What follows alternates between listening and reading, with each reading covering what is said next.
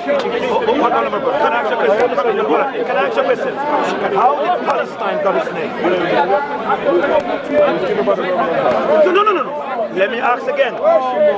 We claim it to be a city and a country. It was given as an insult. That's why 90% of Palestinians are refugees.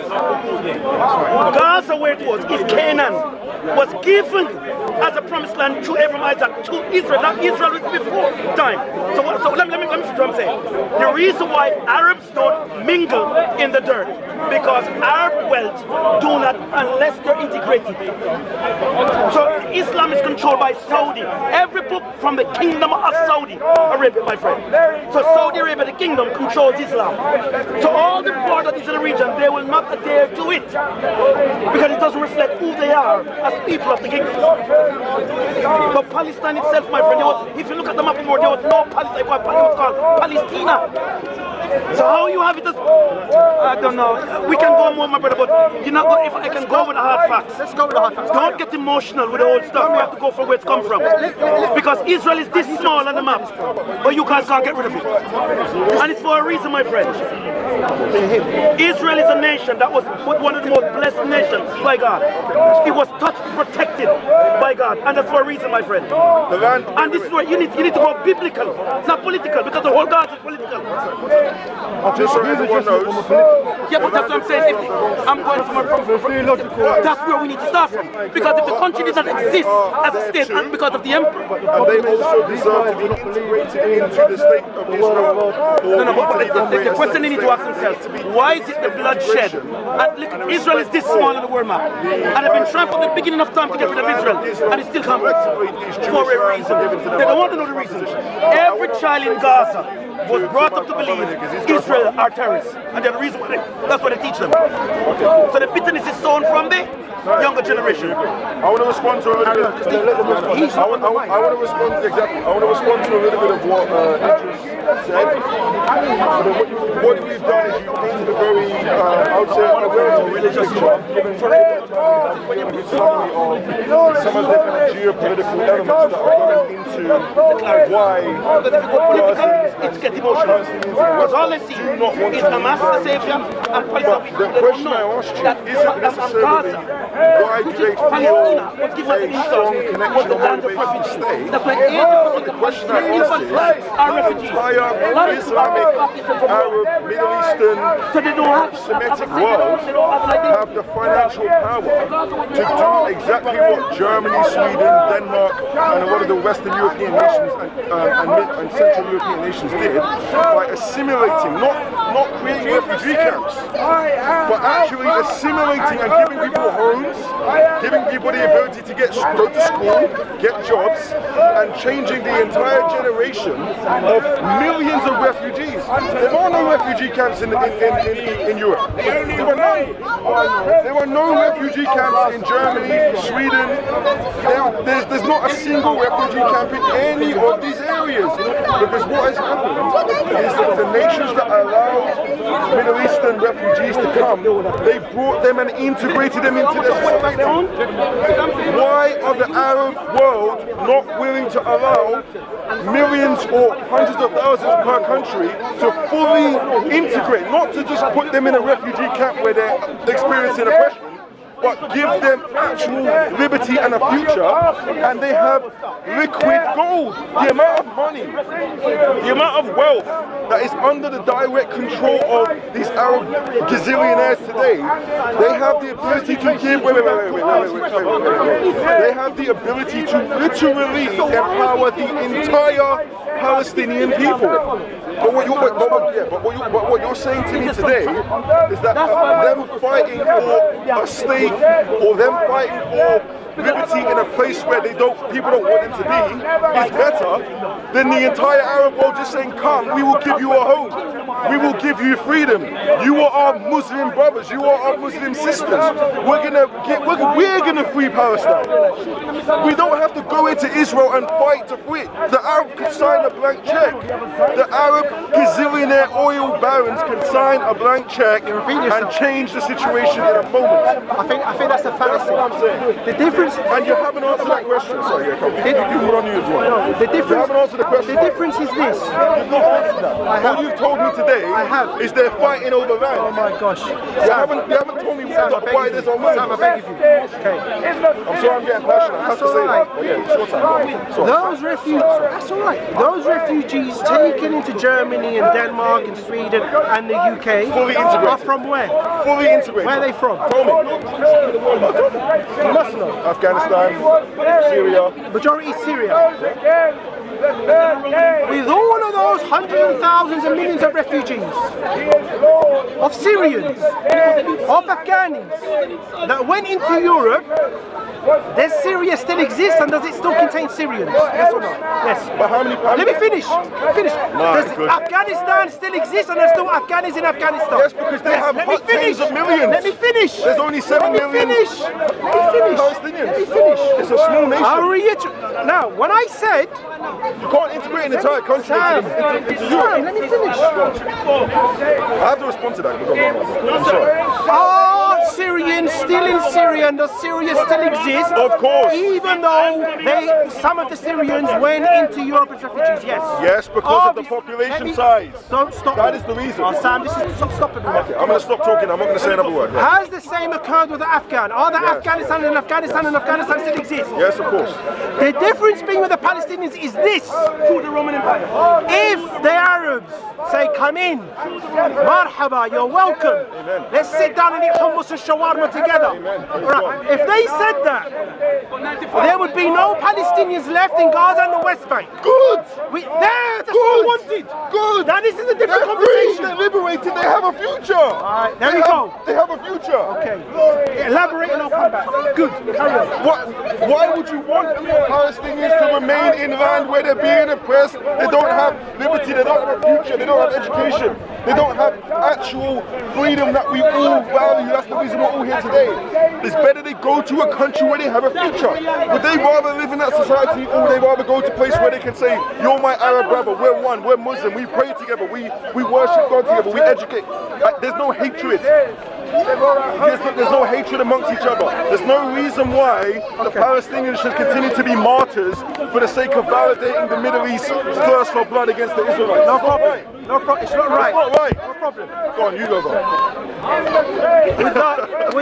With the unfortunate and disgusting occurrence of the Holocaust and the pogroms in Europe for centuries, why didn't the Jews say, let's go to Patagonia instead? Because Let me finish. We will not have the Palestinians and the Arabs oppose us. The Argentinians will barbecue some lovely Argentinian beef, kosher of course, and we can eat it over a table. Why did the Jewish people at the time say, why don't we go to Uganda as another, these are real tangible propositions by the way. Why don't we go to Uganda? Let me finish. And eat and enjoy peace where the Arabs and the Palestinians are not doing what they're doing to us. Do you know why? The Jewish people said, we believe our land is in Palestine, i.e. Israel. Because it is there. Let me finish. And Jews never... As the Palestinians themselves believe, this is our land.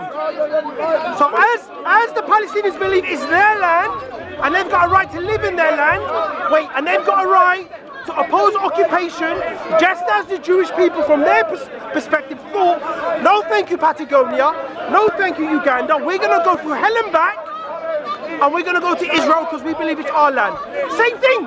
Okay, then why, let me respond to that. Why in 1948, when both parties were given land, money and resources, the Arab states said, we don't want the Jews to have a land, and they fought and lost territory. If you're saying it's just they got the 40 acres and the mule, they're both happy. Why at the very beginning, the inception of Israel as a nation? It's a different point. No, it's an important point. It's an important point. You're diverting. No, I'm not. I'm answering your question directly. No, you're diverting. No, stop. You're interrupting me now. You're interrupting me. Why at the very... You're interrupting me, bro. You're diverting. Why at the very beginning of the conversation of what you... So the main point you just made was why did the Palestinians... Why did the Jews go... Look, The League of Nations said, okay, look, Palestinians, Jews, The who? the League of Nations. The League of Nations. Listen carefully. The people who mediated the deal. They said, Palestinians. Mediated? All right, come on, man. Let me make my point. They did. They're the ones who had control of the land and they gave it to the Jews. Who? The League of Nations. No, Palestine. The British mandate of Palestine. Palestine was colonized by who? The British. It was given to the British by the League of Nations. Okay, It was wait, given to the no, British. and who are the League of Nations? Europe. Who are the League of Nations? Who are the League of Nations? Okay, let's go. Stop. No, I'm sorry. No, you're not cutting me off. You're not cutting. I'm going to finish my point. You're cutting me off. My point is this. Why at the very beginning when they were given land, the Palestinians were given money, land, resources and liberty, and so were the Israelis. They drew a line and said, okay, Israelis, you go here, Palestinians, you go here. Why did the Palestinians at the very beginning, along with the allied Arab nations, say, we don't want Israel to have a land? They fought at the very beginning. Okay, number one. So the What's your question? It was a rhetorical question. What I'm saying is, Which means this is from a the monologue. very beginning, it's my time to talk. From the very beginning of the inception of this state, the Arab nation decided to make a choice to fight for something they needed to fight for because they already had the land. So they triggered this initial conflict. That is an important point. So you saying Trigger the conflict. So you saying that the Palestinians are indigenous and they deserve land? Fantastic, give it to them. They were given it and they didn't want it. They ended up trying to take over the entire thing. So what I'm saying is this. As I said before, the entire Arab world have the power to bring these people and liberate and free them and give them a future. And you're saying they should continue fighting perpetually for a piece of land that the people don't even want them to be there.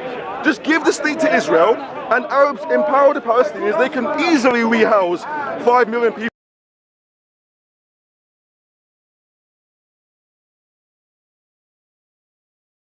And I can guarantee you one thing, is when you have Arab scholars, Arab university, Palestinian scholars, Palestinian university graduates, weddings, how do you say wedding in Arabic? Doesn't matter. No, I want to know.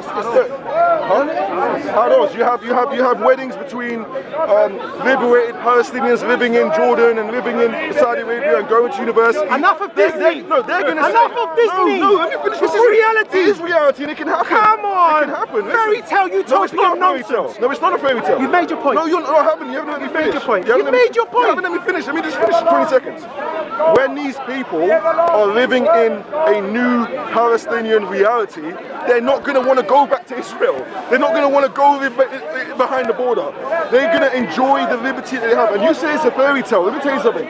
150 years ago, if you went to Jerusalem, it was a barren wasteland. There was nothing there. You go to Tel Aviv, it was barren. Yet today there's a thriving community, so anything can happen. Why can that not? What was a barren wasteland? Sorry. Tel Aviv, the entire land of Israel. The entire land of Israel. I'll get a drink there. Except Jerusalem. What I'm saying is, there's no reason why that cannot be the future of the Palestinians who then move to the Arab states. They'll enjoy liberty. Liberty You're and saying freedom. they should continue to fight for something that they don't even need to have. Liberty and freedom. Okay. Absolute liberty. I say this. The same way the Swedish Middle Eastern people have liberty today. I say this. What people and what nation would be forcibly removed from their land and will be given the opportunity to eat hummus and shawarma and call that freedom and liberty? What man or woman would take that? What man or woman, let me finish, what man or woman would take their dispossession of their land into another land where, yes, they will be given security. Why, yes, they would be given healthcare. Why, yes, they would be given freedom of movement. But do you really call that man a man? Do you really call that woman a woman? It's called immigration. Let me finish. Do you really call that child a child? No. The Palestinians are saying that course of action is a total and utter surrender and a cop-out to their claim to their land. That's number one. That's why I call it airy fairy Disney, because that's what it is. Let's call it out for what it is. Number two, what you're proposing is the evacuation of the entire population of the occupied territories of Palestine, namely Gaza and the West Bank, so the Israelis can inherit that land. Absolutely. That is a war crime. What That are you is talking about? a war crime. No one's dying. Let me finish. They're walking. Let me finish. How is that a war crime? Let me finish. Let me finish. Let me finish. It's a war crime Let me for the Middle finish. East to take in. Let me finish. Let me finish. Go on, You're going to be surprised. I'm sorry. You're going to be surprised. You're going to be surprised. That I'm enjoying the fraternity in this conversation. Tighten your belt, because round one. Let's go. What you're proposing is ridiculous. No, it's not. What we should have done is, you know what? We're in London, are we not? Guess what? We're in the Blitz. The Nazi Air Force is bombing us left, right and centre. What channel is this? The Nazis have got a naval blockade using their submarines, using torpedoes to knock down, to sink all the ships that are coming from the United States and Canada to give us aid. It's a very difficult time. But you know what? As some said, as Lord Halifax said to Churchill, for example, fact, do you know what? Let's seek peace with Hitler. And I'm not equating them to Nazis, by the way. I'm just using this as an example in terms of a state of war. Let's appease Hitler. And you know what? All British, this is Churchill by the Parliament.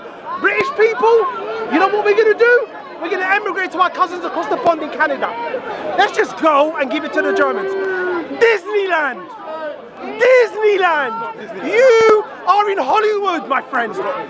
Seriously, let me finish. Let me finish. Why did the Palestinians not accept the creation of the State of Israel in 1948? From what I know and from what I've been told by Palestinians, number one, and I'm sure I think you know this, number one, Jerusalem would have been an international zone, controlled neither by the Palestinians nor the Israelis, but by, at the time, the proposition by the League of Nations. Jerusalem would have been an international zone, not controlled neither by the Israelis, neither by the Palestinians. But the Israelis accepted that. Let me finish. But they had the plan in mind. But they accepted it. Hold on, they had the plan in mind. No, read into it, my friend.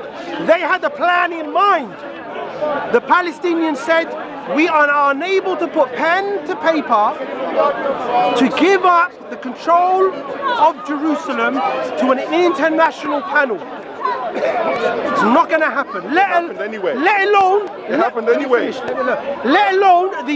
the land that they lived on, which is called the Nakba, the catastrophe. Okay. So my friend, feet on the ground.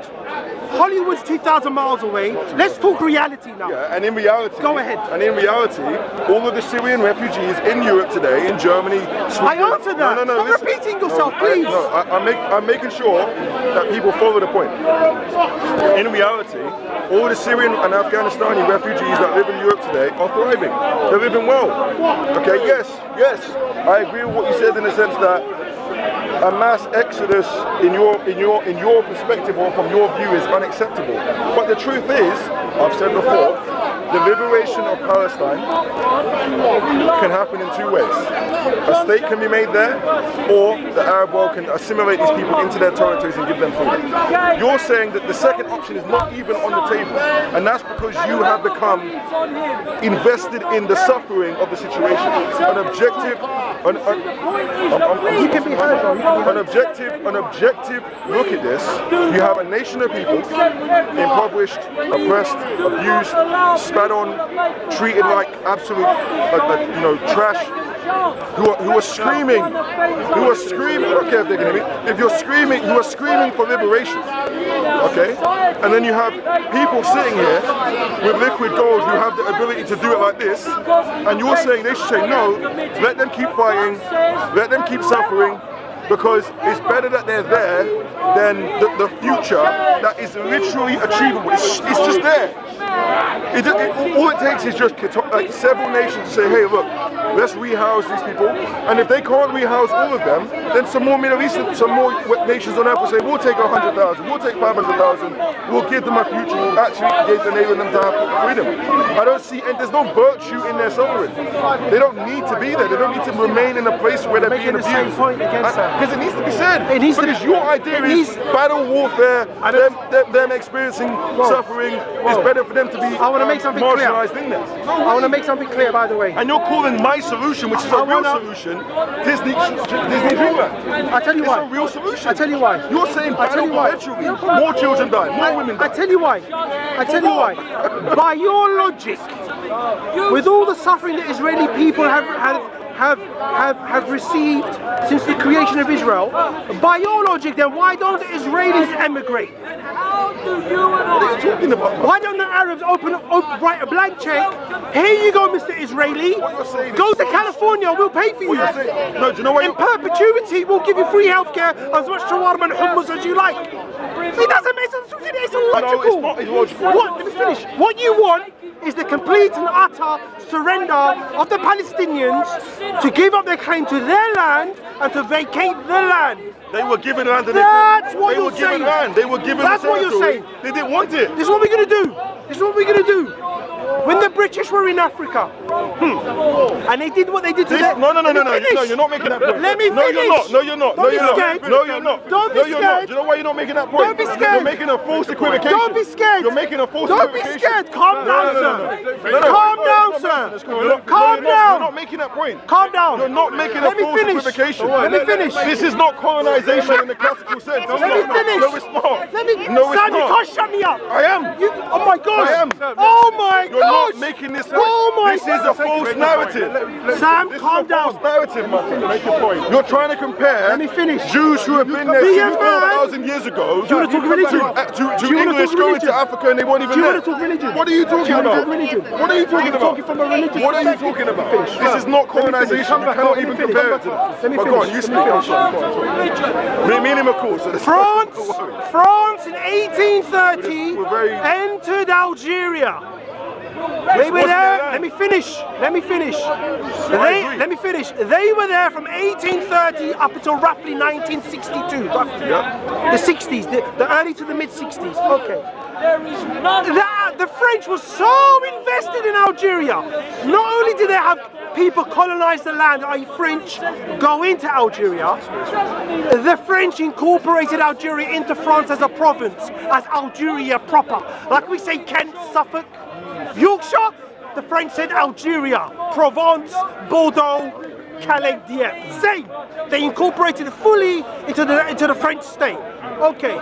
This is not a comparable situation. Okay. What do you mean? They were both given land. What do you mean? Two people, two nations were given land. What was your point? You tried to make an equivocation. No, wait. What was your point? I'm going to speak quickly Your point was this. No. I'm going to speak for 30 seconds. And then you go back. My point is my point of the point is you're diverting. No, I'm not diverting. Yes, you are. Let me finish. I'm trying to make a point Let me here. finish. During the struggle of the liberation of Algeria, opposing the French colonization, it's estimated up to a minimum of 1 million Algerians died in that process from the mid-50s to the mid-60s in a span of 10 decades. That equates to 100,000 Algerians died per year for their liberation of their land. If we take the logical understanding of Brother Sam here, with the suffering of those Algerians, 100,000, let me finish, 100,000 per year, do you know what should have happened? Do you know what should have happened? The Algerians, because of their trauma and 100,000 dying per year, the Algerians said, do you know what? Let's go to Egypt. That's not what Let's I'm saying. go to Sweden. That is not what Let I'm me saying. finish. You're making a- Let me finish. This is the issue. Let's go to Zimbabwe. Let's go to Speaker's Corner. Because this is where we can attain peace and security. I'm sorry, Idris, but you've just... Your logic he's is a become fallacy in Disneyland, my friend. No, sorry, not Disney. No, you have actually... No, not Disney. Marvel. You This is a Marvel movie. Okay, cool. It's a Marvel movie. Cool, okay, come back. You've actually moved into a completely false narrative. That's what you've done. All you've done is try and validate and get people riled up with your position. Number one, I don't support what happened in Algeria. Okay? I never said you did. No, but you're kind of making a false equivocation here. No, I'm not. Second, here's the difference. Okay, let me prove it. You spot. Here's the point. You're trying to make... I'm going to stop you from speaking now. Okay, go on. No. I'm being sarcastic. Fantastic. You're making false equivocation. Let me say it. You're making a false equivocation or a false equivalency between France, a foreign nation, entering Algeria, or England going to South Africa and killing indigenous people in that country, taking their territory, and then me saying, yeah, they should go. No. What happened in this situation, which is what I said at the very beginning, two people groups were given land. Two people groups, both claiming that it's theirs. So they said, you know what, okay, we're going to give this territory to... What's going on? We're going to give this part of the land to Palestine. We're going to give this part of the land to Israel. We're going to give both of them money. What happened at the very beginning? The Arab Allied forces, for some reason, for whatever reason, decided to fight and start trying to stop Israel from having their territory. That is the situation. This is not colonization where one person said the entire society and structure in Israel was fully thriving. No, it was not that. It was people living in very small little tribal towns. It wasn't a very developed place. If you went to Israel 200 years ago, it was a barren wasteland except for Jerusalem. There was nothing there. It's the truth. This is the Ottomans were in control of this territory for 800 years. They didn't build anything. Yet they built Turkey and they made it to... Listen. 198 villages, please. There was nothing there. Okay, listen, please. Wait. We'll get there. Hold on. Hold on. Listen. We'll get there. Okay, fantastic. Listen, that's okay. We can tackle that in a second. When I say nothing there, what I mean is, when you go to the Ottoman Empire, Turkey, it was a fully developed civilization. It was thriving. It had a lot of buildings and infrastructure. Israel was a very small community, and it had both Jews and Arabs and Palestinians there at the same time. All I'm saying is this: the kind of language of colonization is deception. You're literally openly lying on camera by saying Israel just randomly saw these people and said we're going to displace you. No, they were both given territory. They fought over the territory. Okay, one side won, another side lost. They expanded their territory, and now we have the situation we have now. Let's break this. So what we're not doing. No. I'm going to finish your point. Wait, stop. Wait. I'm happy to talk to you. The whole world economy. Can we ask the audience, please? I'm happy to engage with you. But the problem is, I'm talking to you, and I'm also talking to my brother here. Just carry on. And I'm happy to have that conversation. Just carry on. My point is this: do not make a false equivocation, because people do this, and it's deceptive. Okay? The media reporting is so one-sided today. I agree. Listen. You have African American people trying to compare their suffering in white America to what's happening in Palestine. It's not the same situation. The Palestinians weren't on cotton fields picking slaves. Gone into something else. No, I'm making a point about false equivocations. You cannot use language like colonization to describe the situation, because that's not what it is. It's conflict between two countries. That's what it is. Palestine's not a country. Yes. It's a battle. They're fighting each Palestine other. is not a country. It's not being. It's a people. It's between two nations. It's still a nation. Let's break this down. That's what I wanted to say. Go on, you go. No problem. In 1948, don't say colonization. the League of Nations voted to establish the creation of Palestine, of Israel. Amen. And that was one of the greatest days in history. That was one of the greatest days in human history. No problem. No problem. Okay. And also, one more thing.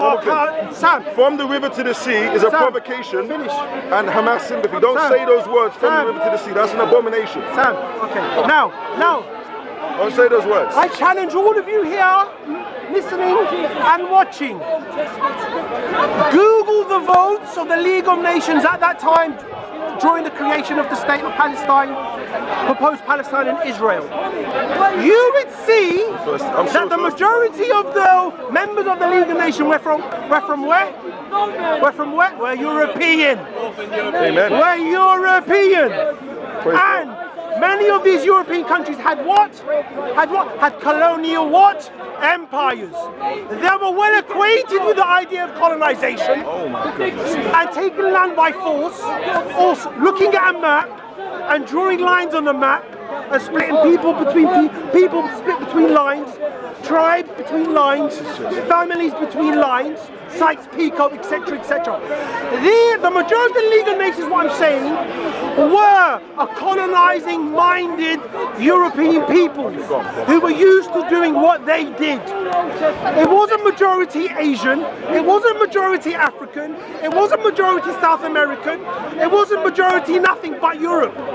Yes, these people who are expertise in colonization and taking people's land are the ones who made that decision. Number two, who gave them the right to do so? Who gives the right to London, Washington, Paris, Berlin, Madrid, and whoever to do this? Who gave them the right to give a land of one people's to disenfranchise the land of a people? Who gave them the right to do this? Let me finish. I know it burns and it hurts, but let me finish. Do you know what gave him the right? because they were they had colonies at the time and empires at the time. Exactly. I ask you this question. Let me finish. Number 3. Point number 3. Brother Sam said the land was empty.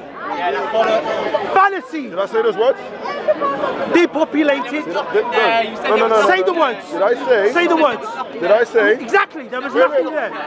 Do you want me to say what I say? Okay. No. Did I not say that there were people in Israel? No. Did I say there was not small villages? Sam, please. But as a whole, Sam, it was a barren land. Sam, please. That's a fact. It's Guess what? fact. Guess what? Guess what? Guess what?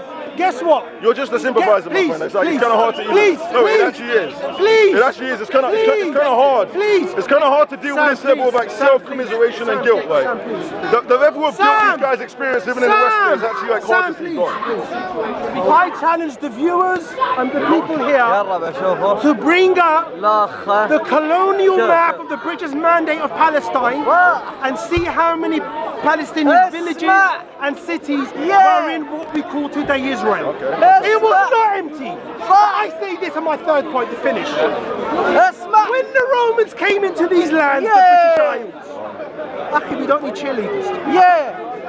Again. Yes. When the Romans came to these lands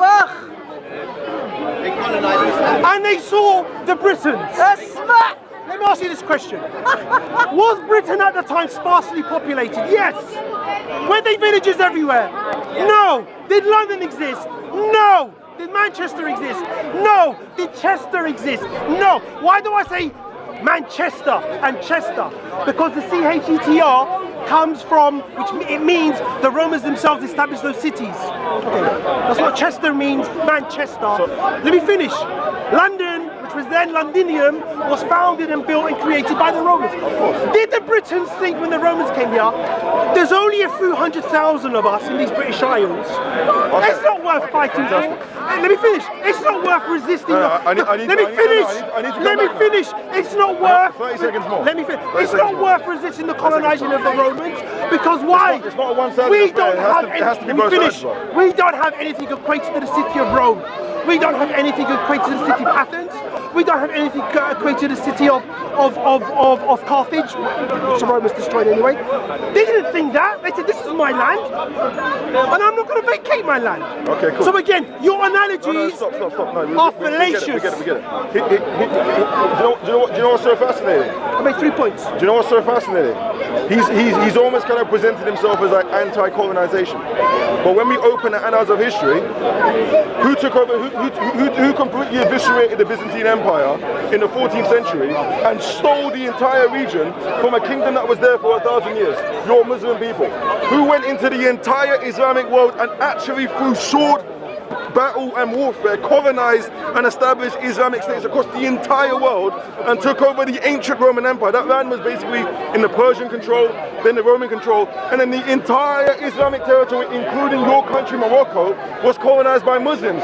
Yet now you're trying to be sanctimonious about colonization. What are you talking about? Stop. I'm making a point. Stop. I'm making a point, my friend. Don't interrupt me, man. You're sitting here trying to be sanctimonious about colonization because a European is doing it. But if he has a curved sword that says Allahu Akbar, all of a sudden it's acceptable.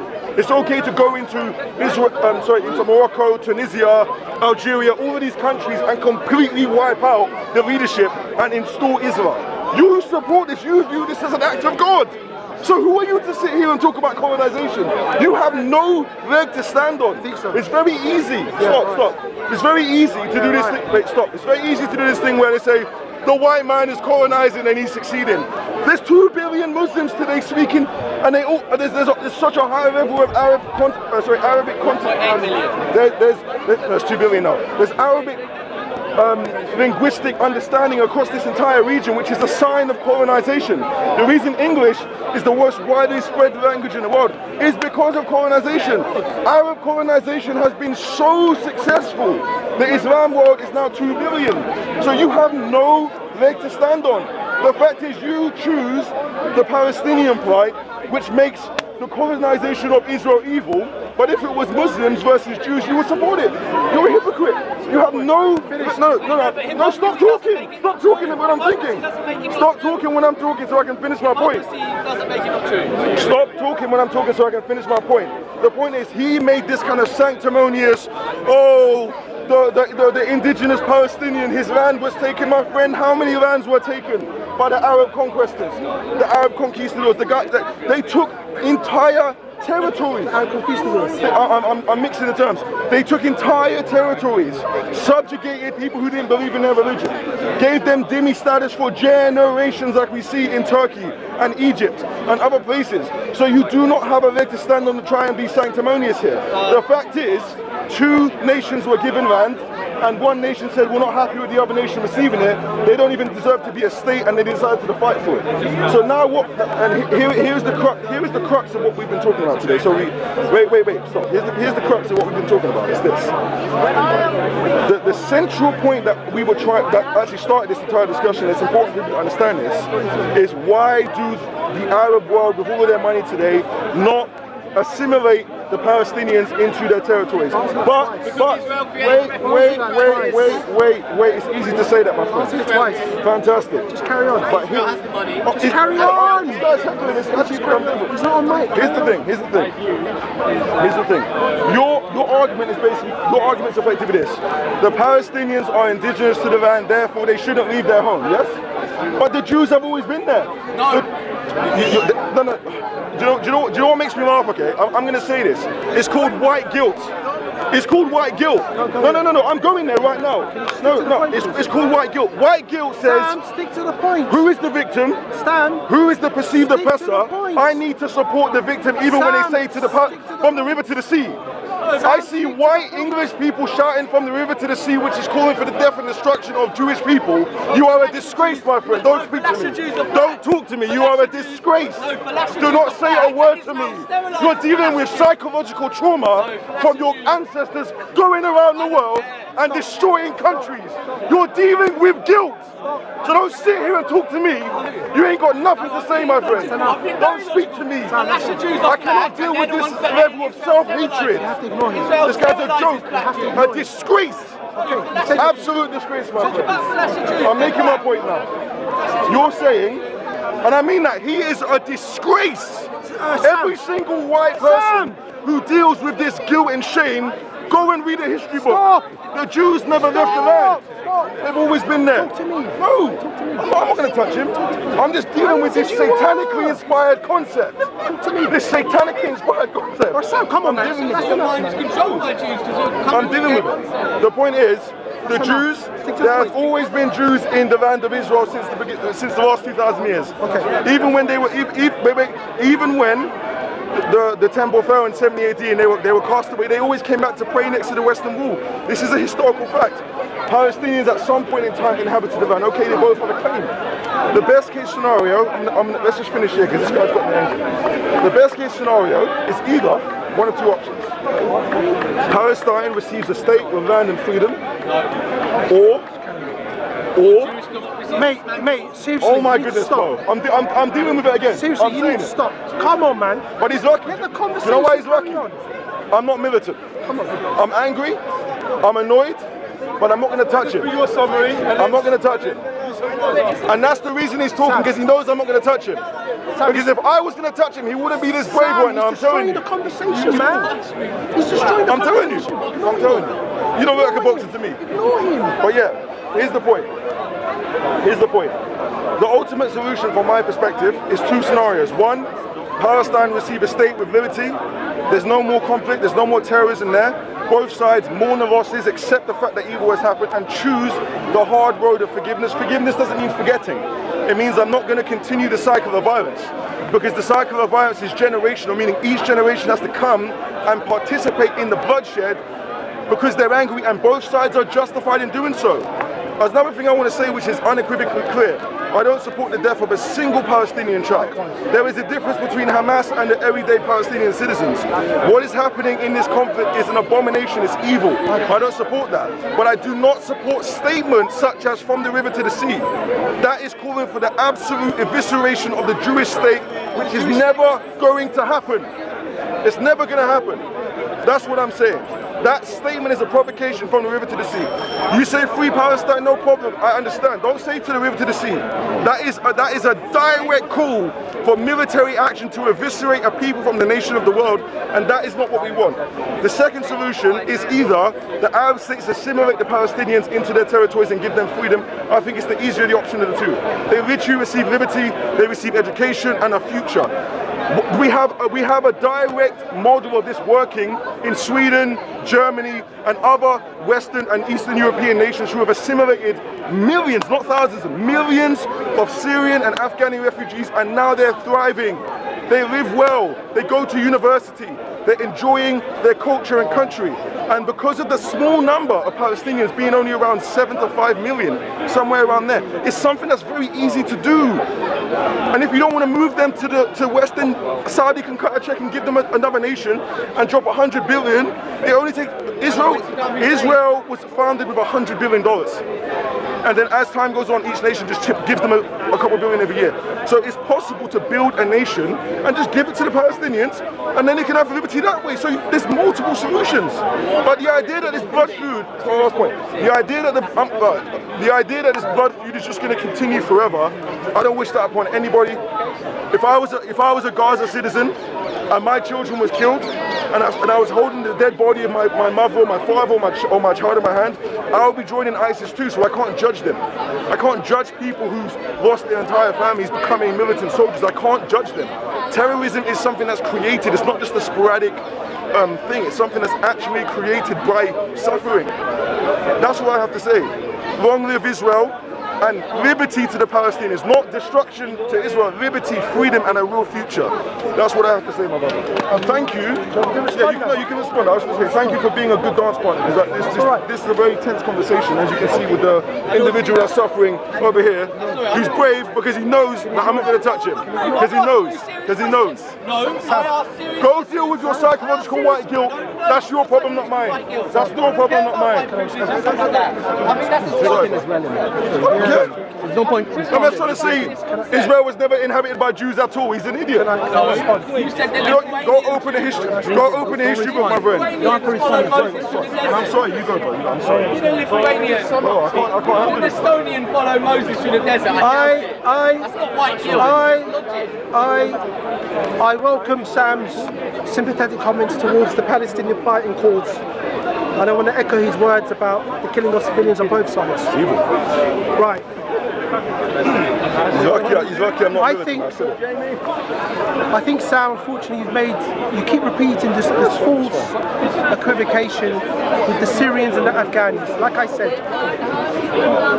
with the Syrian refugees and Afghani refugees, for example, being in the West and other nations, Syria still exists. Afghanistan still exists. I believe the onus should not be put upon the Arab nations to absorb the Palestinian peoples.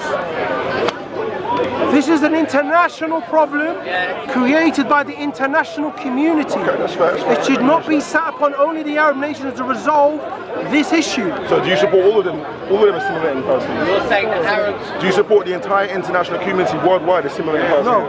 And what are you talking about? What I'm saying is, if you are saying because of the situations and the death and basically the dire situations the Palestinians find themselves in, then by default the Palestinians should be absorbed into the Arab nations. We can. Why are you not here standing saying, oh my God, with the atrocities being met against the Israelis for the last since '48, why don't the Israelis depart? What do you mean? Why should they depart? Why should the Palestinians depart? That's my point. Because they're the ones who are suffering. That's my point. No. They have nothing. That's the point I'm making. That's the point I'm making. Exactly. That's the point I'm making. Now, well, I give you that. In relation to the Arab or the Muslim conquests of North Africa, or parts of the Middle East, and of parts of Asia, for example.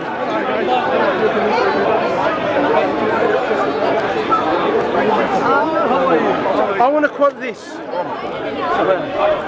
Thank you for maintaining your cordiality. Of course, with you, Sam, no problem. No, I'm sorry for No, I get it. I get it. I want to quote. That's all right. I want to quote this.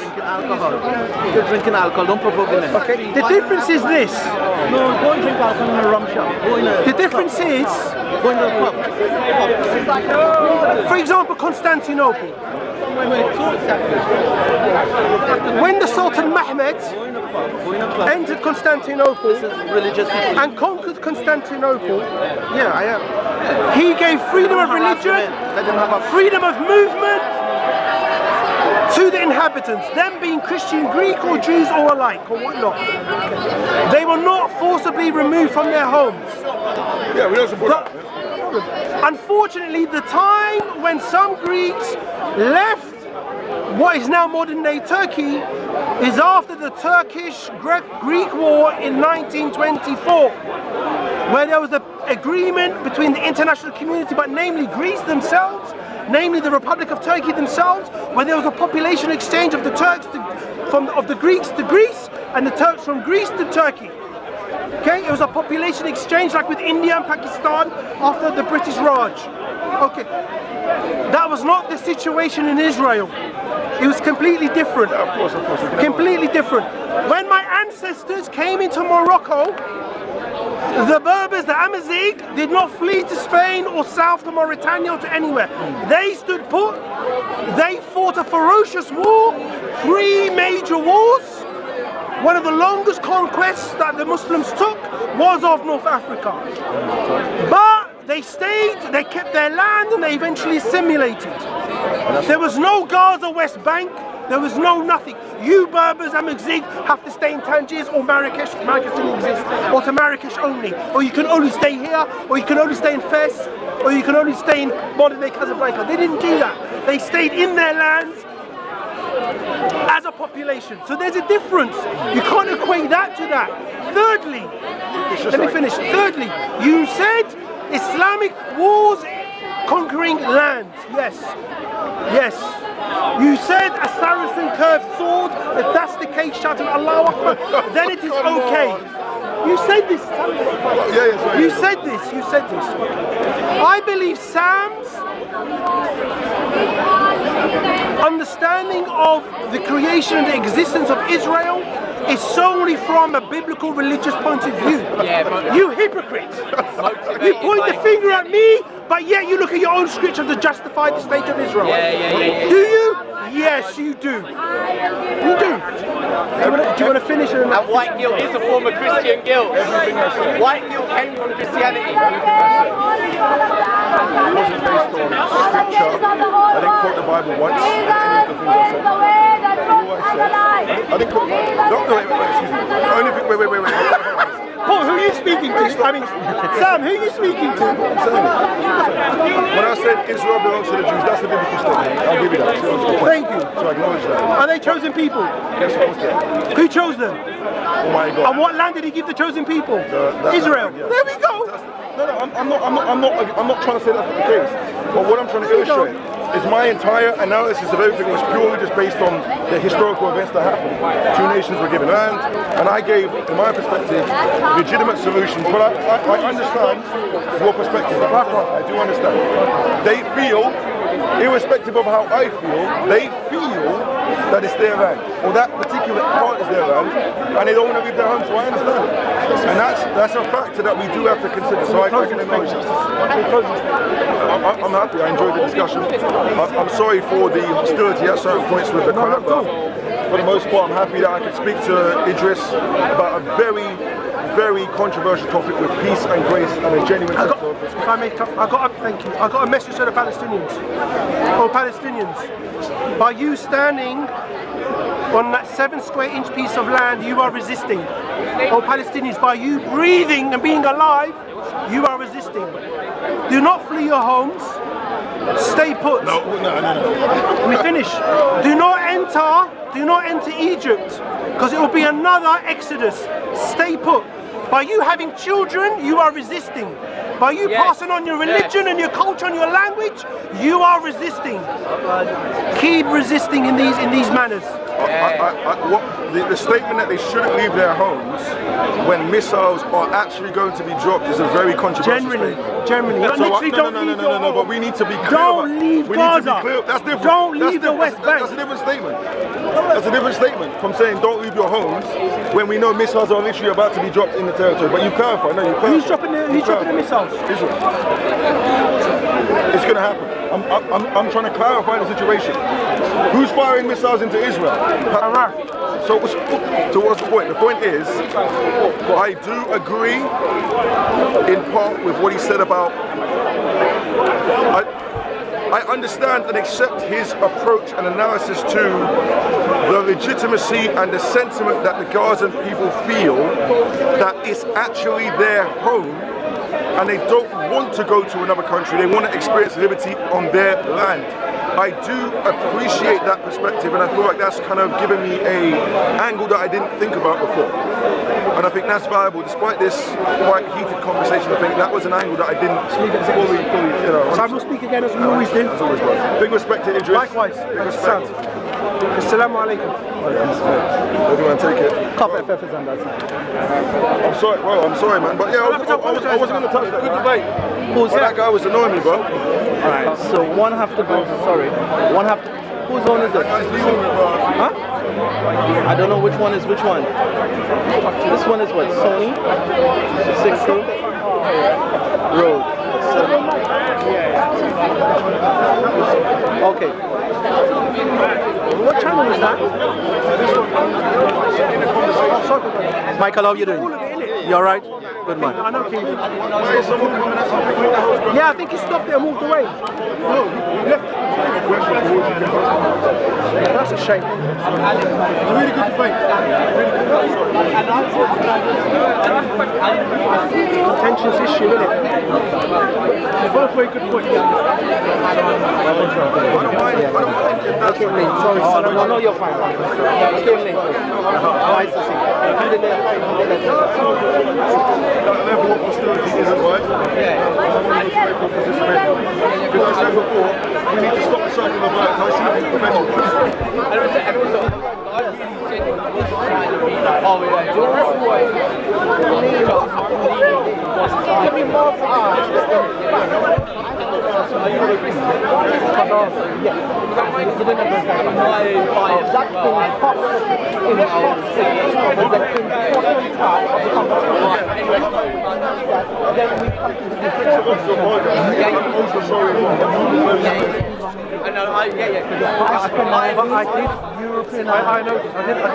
But I did clearly say it was a European employee with authorization in the land of Palestine. Wait. It's not a it's not a right to return. It's a colonization. And outside, you've got no right to colonize the land.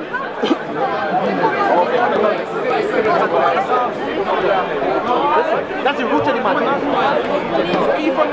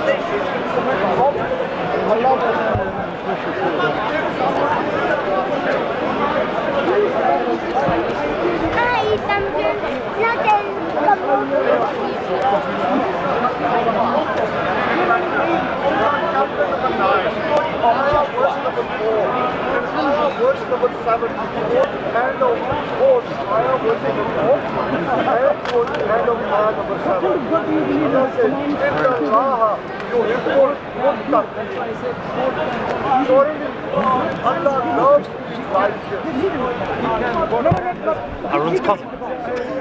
even today also going to happen to many things. Why are you making me laugh, bro? Well, you're trying to listen seriously. Lami.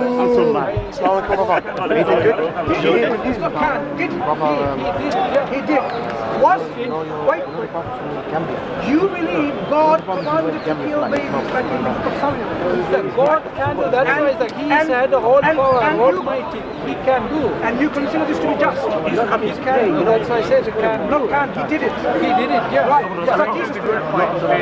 He's Right. So Jesus killed babies. You will know him. And you consider that to be love? Who's that? Was that love? That's why I Alright, say thank you very much. Thank Thank you very much. all I see is the cross. Before he did that, go back to the Old Testament. That's why he When said Jesus died in the cross for all mankind the sins. Muslim never accepted. Muslims never When Jesus Christ again in your and belief, again and again. was that love when he commanded him to That's kill why babies? he died in the cross. He took the old sins. When he did that, was he showing his love? That's why he died in the cross. Was he showing That's his why love? he died. That's why he's Did he show his love by killing That's why babies? he himself died in the cross. So if now somebody kills your baby, you're No. That's why I already gave the answer. That's why Jesus died in the cross. he changed his mind. So he hasn't changed his mind. So he still can kill babies today. Because that's the time. Because you not understand what is the Bible. The Bible said they have. Does the Bible preach time? love or injustice? Which one? That's the Bible talk about the times also. Okay, and every time they have the some. Does the Bible say and what the Jesus will period do when he come, comes back second and time? time come, Jesus died in the cross. After that, he said, "This is forgive your enemies." Okay, and the same. That's why I said from the beginning, God can do. God can live. God can do. Can you answer one question? When Jesus comes again second time, what is he going to do to fix the growth of sin? Is he going to show his love? Yeah. What is he going to do? Even now, like you won't accept it. Can you tell me? What is he going to do? No, what is he going to do? That's you can read it. That is What is he going to do? That is a second. I will read, don't worry. What is he going to do? That is a coming. That is a this is story of the second coming. Is he going to show love? Do you believe God is love? That's after that he coming the King of Kings. And then he is coming the righteous. And what will he do? The world and he is What is he going to do? that's he ruled this the world. After Jesus Is he going to kill him? okay, I give the Is he going to kill him? I say what I Jesus I went to the library. I got a copy of the English translation. And when I read it, I read what he was then after that Jesus come back again. Then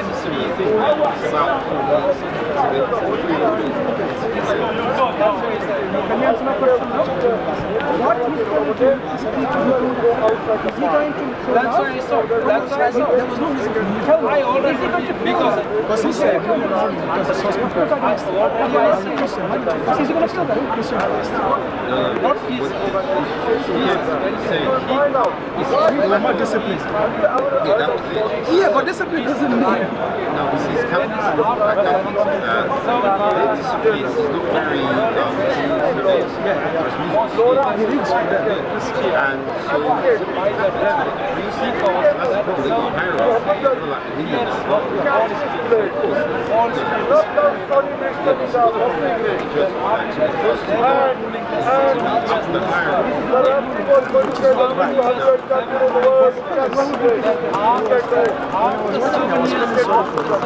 Because he said, that's the reason why.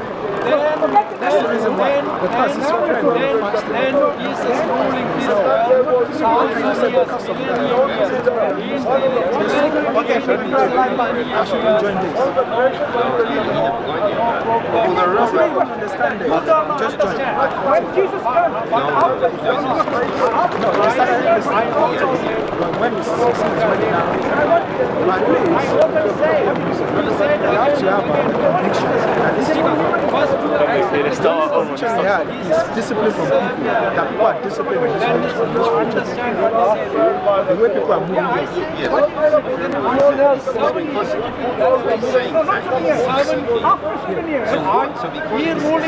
was seeking, and he saw that as being the What is Jesus going to do? I don't speak. What's it called? Jehovah Witness. I thought I was talking about Jehovah Witness. No,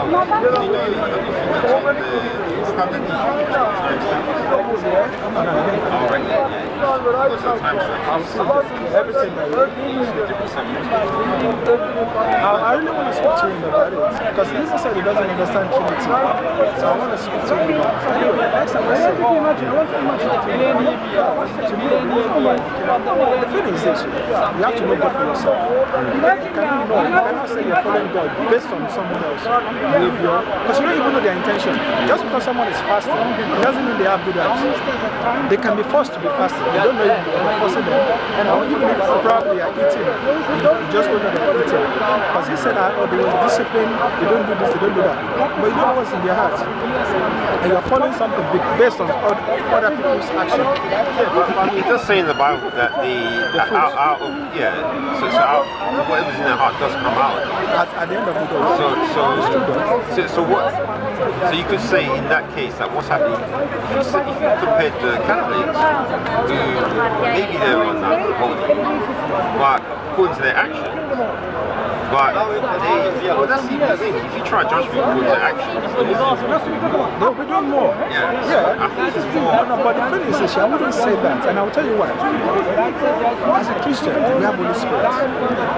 Holy Spirit makes us do things that we cannot do naturally ourselves.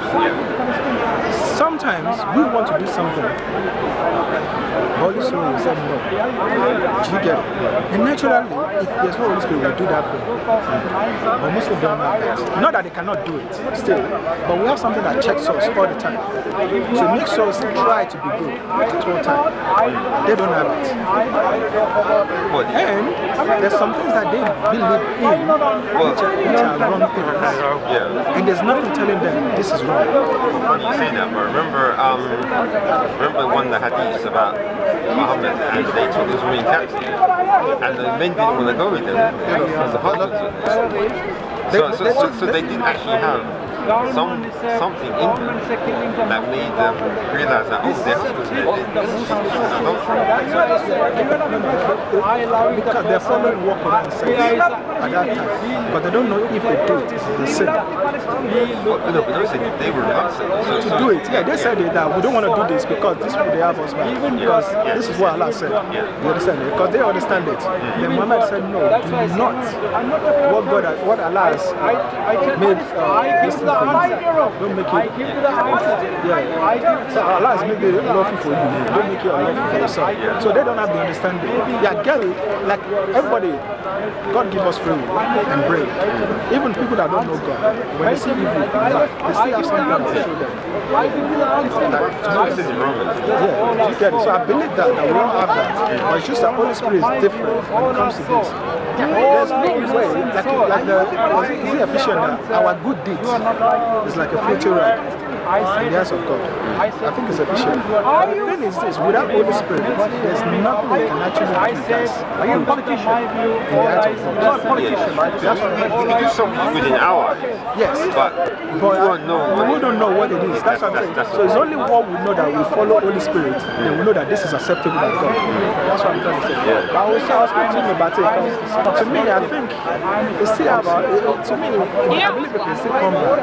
I was trying to show him something. I said, Yahweh, God that appears to Moses, because this is the thing about Muslims, they don't even understand this little thing. So if you ask a Muslim, do we have the same God? They will say, some will say no, some will say yes. So why don't you understand these things? Is it that we have the same God, or we don't have the same God? Yeah, but I think what the problem is, when it comes to Islam, how they talk, a modern Muslim, the main teaching they have to receive is Sharia. It's not, They don't care about other things. Yeah, and even things in the Quran, they're not, because it's scholars who have to interpret the Quran. And tell them what to do. Yeah, so they're not supposed to go in the Quran and read it and try and understand it. No. That's what I'm saying. Yeah. So that's the problem. Like, but they understand one thing. They understand that God that appeared to Moses, they believe is Allah. They understand that to be Allah.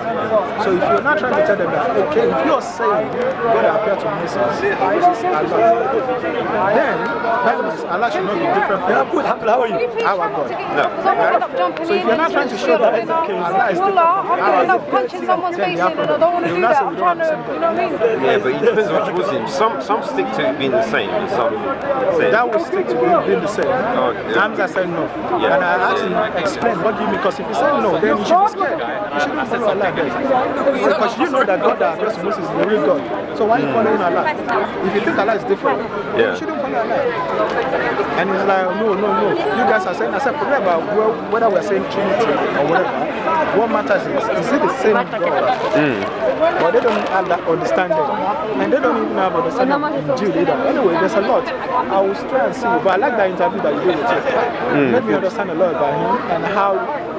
Because for him, I believe that he has more knowledge than a lot of some of Muslims. Yeah. But if he can say what he says, then what would the other people have? Because if you think he has knowledge and he talks like that the reason why he's a Muslim is because of things like that. Imagine people that don't have knowledge. So what's the reason why they are Muslim? Stupid reason. My man said it, that's why I'm a Muslim. And here's the other thing. I did three interviews with Muslims, and one I just spoke to him at the side. But it's the same for all four of them. All four of them had nothing to do with dawah. So not a single dawah person permissive of anything. No single evidence, nothing really. Do you feel sad? And so that's why I was trying to say that what it shows is that the church just isn't, that's how bad the church is in terms of when it comes to serious. It's very bad. Do you condone or condemn the killing? Dawah thing, this thing that Christians are doing, is good. Yeah, because we need to promote it more. Yeah, if Christians came out more, yeah, we need to promote it. They would get more of those people going to the we need to do more, and we need to do it big. Because the thing is this, I know that it will take time. We used to get it. But I can tell the problem that these people are having is they are brainwashed. And there's no enough people to, like Jesus Christ said, there's a lot of harvest. There's a lot of harvest. There's a lot of harvest. And there's not a lot of harvest. Oh God, there's plenty of harvest. That's the thing. There's not a lot of people that will do this thing. And I think we need a lot. And we need to be big. You know what's worse is that the church that sometimes visits correct.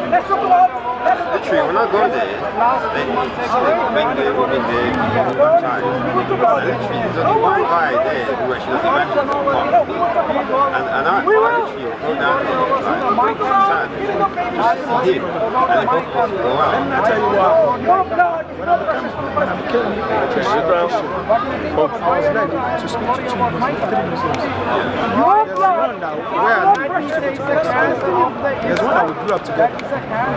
He lives in Dubai at that time. He used to live in Dubai at the time that I gave my life. And there's another one that I used to live with him in London. So those three people I was led and we spoke to. The one in London, it's like all these typical. I was even scared to talk to him. You understand? Well, the first two, I prayed. The first two was those two, the one that lives in Dubai and the one that lives in Miami. Because I live in Buckinghamshire. So I asked him, well, this is what this person said to me. Tell them your journey. Explain your journey, how you became Christian to them. And I was saying to this people, I've said it to them before. I was saying it, I know you don't before, but this is like 2 years after.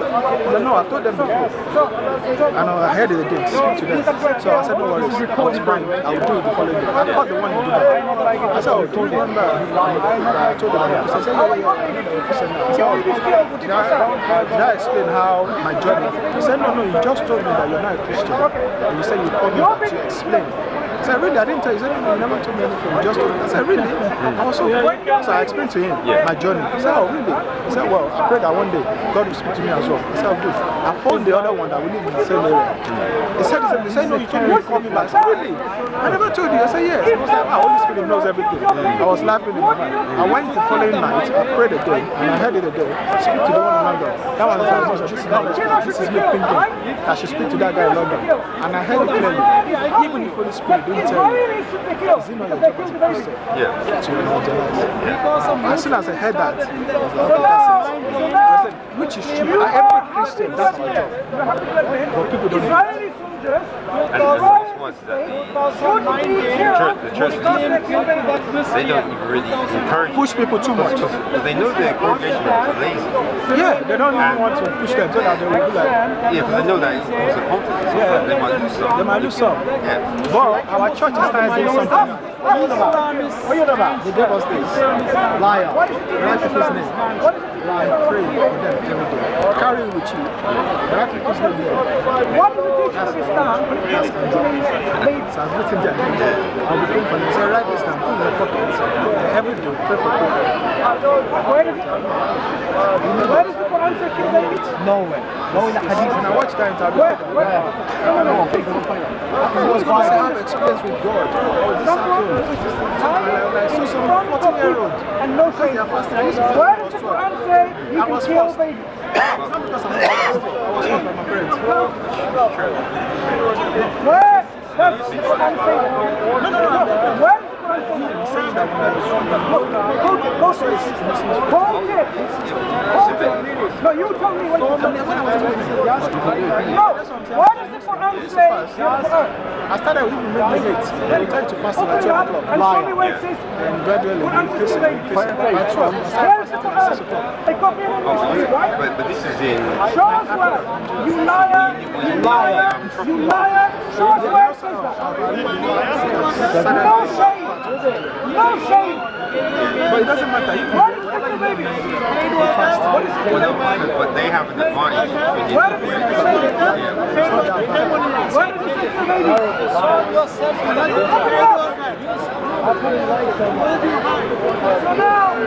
So now, how much are you getting paid? Well, no, it's Mansur's not funny because... And he lies a lot. Yeah. You know one day, we spoke. And he asked me about Trinity, I explained it to him. And he cut the part. Yeah, you told me that. They need to be in mental health support. Lies. The one who thinks baby is okay. It's interesting that so essentially... How much that?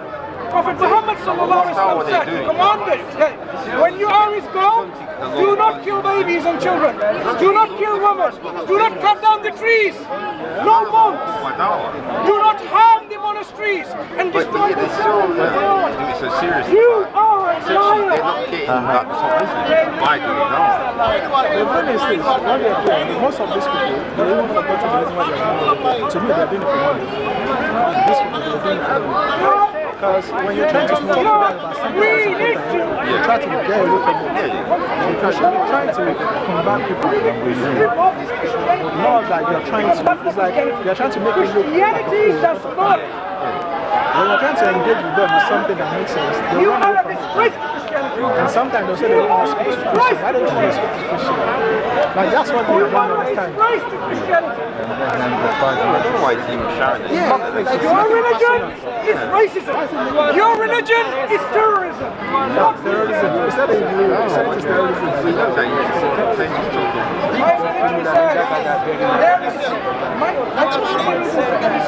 Muhammad said that. What did you say?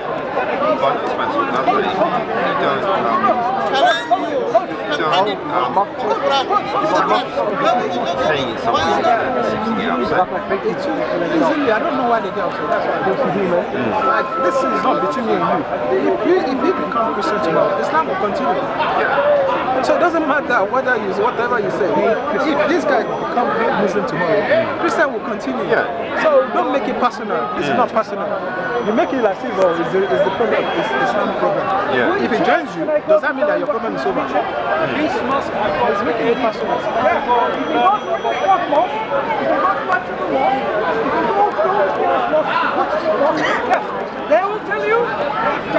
about Muta. I was trying to hide away from some things. And I didn't want to push it. Which church do you go to? You said it's a marriage. I said if it's a marriage, why is it that? Trying to defend it. Yeah, it's like a marriage. Because even if it's not allowed anymore, but at least there was a point in time that Allah allows it. So I said, is it prostitution? I said, but what's prostitution? He said, agreement. I said, not really. It's okay, it's an agreement. He said, but there's no agreement when it comes to prostitution. I said, what do you mean? You agree that if I said I'm going to give you £10 for 1 hour, that's an agreement. He said, but it's not legally binding. I said, what? Muta is not legally. He said, according to you, Islam, yes, it's legally binding. Because you believe in that law. But that is if it's from God. So we need to know, is it from God first? The laws over here are the laws are still legal. So laws are mostly based on enforcement. Yes. Not exactly. So he tried to say that it's not. And I said, okay, if it's not, then are you saying Muta is a marriage? He said yes. I said, okay, in that case, why is it that a child born out of Muta doesn't have full inheritance? If it's true. Yeah. Because why don't they have? Why? Because that's part of the contract. I presume, anyway. Because if it's a marriage, a child should have a full inheritance. Yeah. We know what marriage is, so that's why it's not marriage. If it's a marriage, the child will have a full inheritance. I was trying to dance around it. And I read the proverb, I read the verse for in the Bible. The Bible, that Proverbs 14:42, there's a way that seems right to a man, but the end of it is death. Yeah. So just because it looks good to you, you have to think in your head as well. Is this actually right? Don't let it lead you to death. I hope that you watch the video again and you think about things. I will not stop talking to him online because I can see him coming back. Well, you even said it. If you check the timestamps, there's one part where it says about studying the Bible more now. Yeah, I can see him coming back. But here's the thing though, the Christians, I still think, when you look at how it was for him in the beginning, the Christians are going to have to do better. Especially his mom and everybody, they didn't really do much for him. They didn't do much for him. And that's a problem, because Christians, like he said, you just go to church, it's boring and all these things. You know, at least do division with your child at home. Read Bible with them. Teach them the word of God. That's what Moses said. He said, write it on your forehead. Tie it to your neck. Yeah. Teach your children. And even in walking, when you're walking, write it on your doorstep. Everybody's chasing money because we're living under grace. Because of grace of God, we forget about every other thing. People are just looking for money. Yeah, but Paul already covered that as well. No, Paul already covered that. About the love of money. Love of money, exactly. And even Paul said it. He said while he was preaching, he said, I'm still working. He said, I'm working. Like, I work hard for everything. Yeah. Just because we're working doesn't mean we shouldn't do evangelism. It doesn't mean people are lazy to study, they're lazy to work. You know my cousin, yesterday, they were trying to talk me out of this. Yeah, they said I like arguments. That's why I'm doing it. They come from Satan. They said I like arguments. They said that's why I'm doing it. No, anyone who tries to do that, they sent from Satan. And they're Christians as well. They said I'm arguing. They said, oh, you know, you're Muslim, you like to argue. You turn, it's not that you're a Christian. You just, I said, no. They basically just sit down and know the truth and keep it like that. No worries, I'm not going to argue with you guys. And that's the other thing that makes it worse, is that like sometimes when I've been like looking into something, it's like I'll get some information, because like one part that surprised me is that I was just reading the Quran, and normally I don't because I just don't like to read it, but I just read a verse and then something just jumped out at me and I realised, oh, I never it's good to read it. It's good to read it. You know what I keep finding out? There's a lot in the hadith that we didn't know. There's a lot of things in the hadith that we don't even know that is there. There's a lot of loopholes. Because sometimes when I'm searching something, something will just pop up. I'm like, so this is in the hadith. They're hiding it from us. And it's there. It's there. You know, Muhammad was cursing someone. I've never seen it before. The boy was like, when Muhammad was saying that there's going to be a day, Muhammad will be taking it. And the guy was saying to Muhammad, how is that possible? He memorized Quran. He's written that, how is Muhammad going to be taken? And Muhammad was cursing that person, mom. I pray that your mom, this will happen. Why are you keeping the camera and getting the back? I was like, what did he do? What did she do? Cussing. Why are you cussing his mom? Liar! Liar!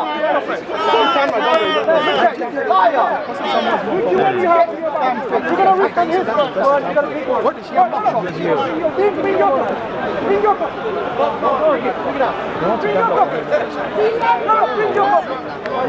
Why he's so There's a tactics, but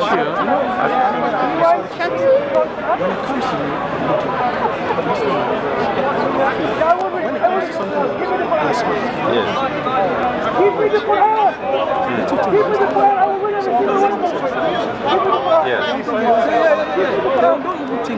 even when they're not understanding, it's just because it looks.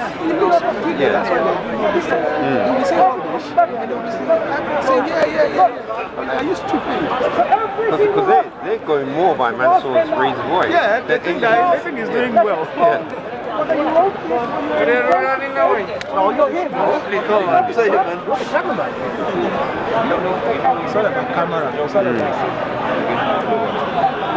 surprised that they're a bit slow. Usually it's always 4 cameras. There's 4 channels, there's 4 main channels. No, you know why? I will never make mistake and stop. If I talk to them, I have to have my camera. I'm still going to speak to Hashim. No, Hashim runs as well. Hashim runs. He runs as well. Yeah. I don't know if he will run again because he promised I was going to talk to him. But for a while now, he's been looking at me somehow, so I didn't want to. Yeah. One day, when he doesn't accept his people anymore, doesn't believe in it. He's going somewhere else in Google. right. Where in the restaurant is This one, I will tell him not to speak. I was going to ask him, why did you run last week? Oh, I think it's must be something. I think Mansur must be. Usually they call for Naz when one of them's doing badly on the Bible. Yeah. Because Naz has got like a bit. Yeah, he's got a bit. I was going to ask him, why did he do what he did last week? But I was going to ask him, why did he do that last week? Why did you run? so, did he say he was going? Yeah, he said, I've already started setting up the camera. That's why I got them the camera. Those two. Because when they're telling him, because I got them the camera. When they're telling him not to do it. Right. So I've already set up the camera. We're about to start. And they came to get him. I don't know what they said to him. So he now came back to me to lie to me. He said, oh, their camera are busy. They want to record it. He was fine until they came. But that's what I found weird, because there's one I spoke to him. Because what happened is the first week, and I was just there filming something, and he came behind and something I wanted to ask about it. And they came with their cameras. And I thought, right, since they did that, I'll go and talk to him. So literally, I spoke to him. Two of their cameras came. So then I spoke to the next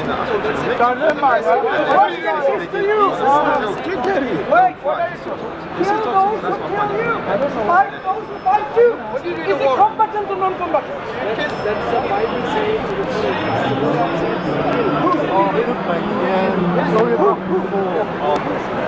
I went away, but then I came back. Is this the first people that say, fight وقاتلوا في سبيل الله الذين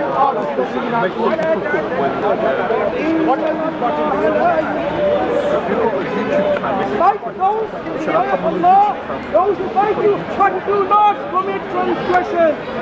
For God, Allah, has not loved those who transgress. And then Allah says, وَقَاتِلُوهُمْ. So we established and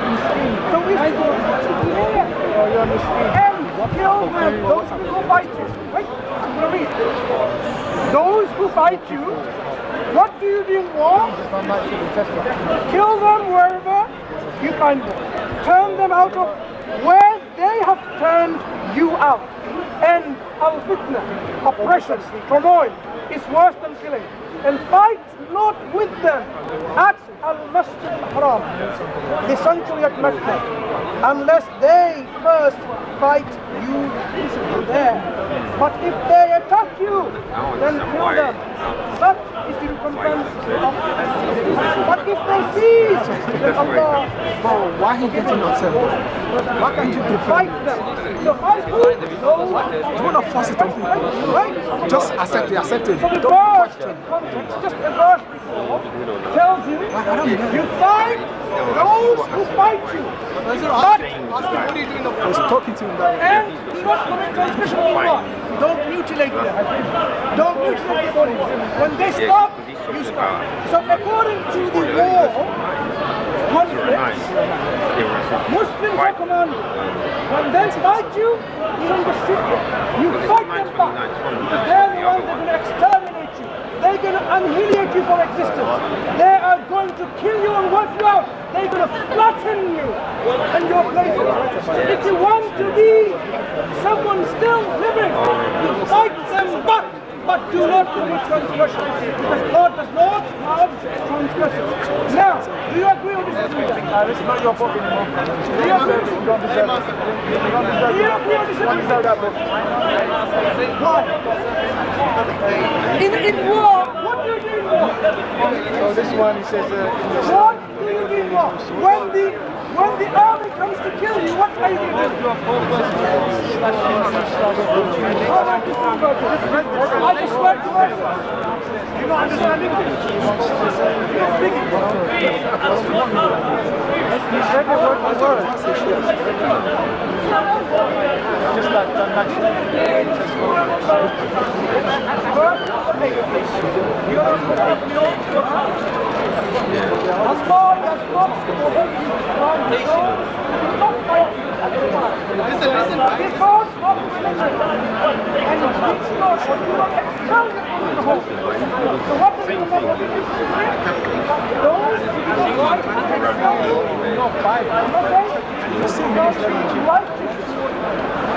Yeah, he's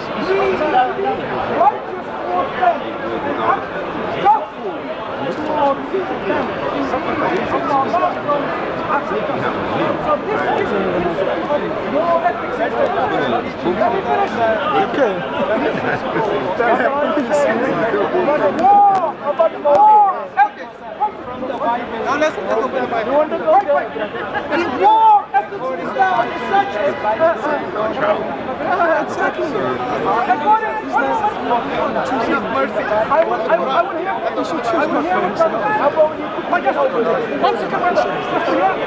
It doesn't matter if you're born a Christian. You have to know God yourself. If you don't know God yourself, you're not going to heaven. It doesn't matter whether your father is priest or whatever, you have to know God yourself. That's why they don't know. They think because you're born a Christian, you're automatically going to heaven. No! And do not fight. They're good. They need to know God for you. You are supposed to be righteous, and you are supposed to act to them in a justly manner. God loves those who act in I'm not finished yet. It's man-made. What? That's why I'm not finished.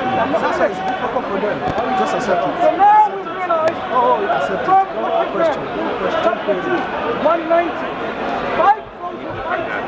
Chapter 6, verse 8. Again. Chapter 0, 6, verse 8. That tells you about you not fight. Don't doubt. Disobedient. If I tell you, just Fight it. I will give you Jesus. I will give you choices. Let me finish. Hey, Christian, watch your speech. Islamic war theory principles in conflict. There he is. Is that you fight those who fight you, but not only that, there's a limit. Christian brother, he's getting You do not transgress. You do not mutilate the body like what people do in warfare today. Islamic war ethics is so high in standard that you should be jealous of it. Islam tells you very clearly, it is fighting only those who fight you and attack you. You don't fight and don't combat.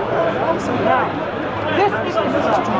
Let's now hear from the teachings of the Bible and it's war theory and principles. When it comes to let's start with the New Testament and then we go to the Old Testament. Going down. So from the Old Testament, you have faith and you have love. That's not the New Testament. It's not the same. According to the New Testament, what are the how should one say old enough. Perhaps old enough means that he has to be a certain age. He cannot do it at a certain age. He has to be at least from a certain age upward. So when he's saying too young, means that he has to be going down.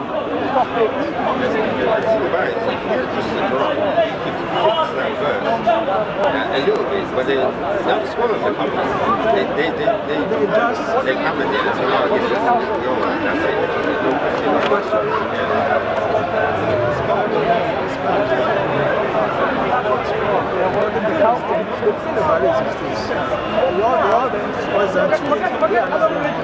In the Bible, what are the evidences?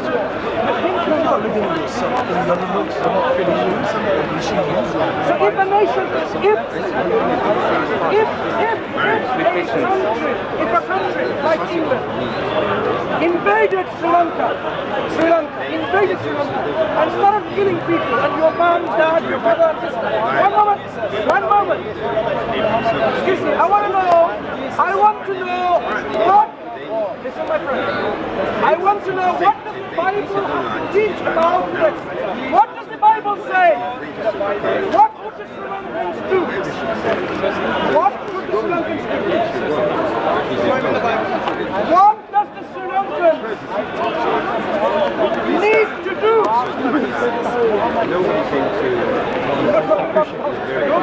You said how long do you want to do it? in the Bible. Yeah, I want to do it. In the Bible. You get it? I've given you Islamic What's going to happen? Yes, according to what you said, that is due to me. That's what she said. It wasn't first or not. Is the Bible... Okay. One second. Let's understand something. Let me understand something. Everything has been related. They talk about the tribe. They never associate anything like that with the tribe. Never. To the extent that So when somebody comes to attack you, you forgive them? From, what's it called, 5-year-old to 20, the offering is second. 1 moment. From 20 to 6. That's what I understood. The offering is second. So I was telling them, you see, no. Bible. 1 moment. Before you answer. Let's understand something. Let me understand what you said. 5, 6, So, 5 if, for example, now, a country... They consider them as what? A child. They consider them a child. That's why give them to 5 to 20. They spend lesser in this day and age as well. So you see, it's one more different then and now. I'm not talking about the old one. All of a sudden, 6-year-old is 18 years old. Problem is, you are not telling me what is the war ethic before you say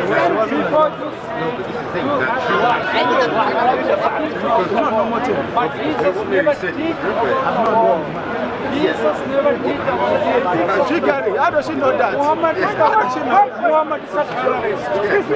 She knows about it. So that means she's a child.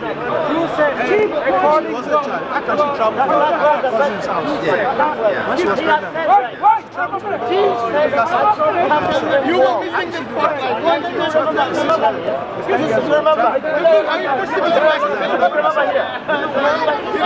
Jesus Christ was 10 years old. Those who are killing him, who are here, he in the church, when the church I said, imagine, 12 is old enough then. How is mommy angry? How is it now? Why are you doing this to us? So then they know that 12 is still a child. Did anyone understand the war ethics in Christianity? Anyone?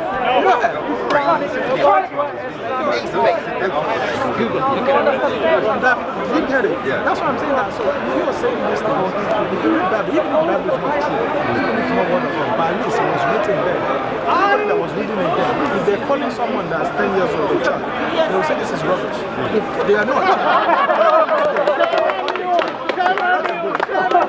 was saying that. I said, today. What do you do? Okay. nobody will believe it.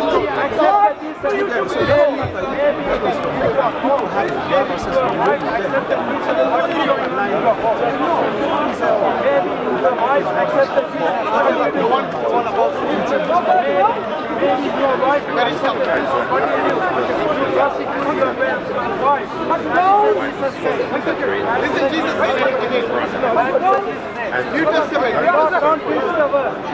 Why are you afraid?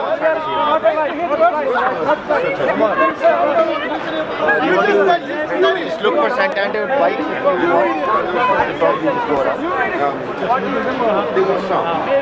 You have to download the app, but like see if there is this the stand or something like that. Show around, it's fine. Take your time.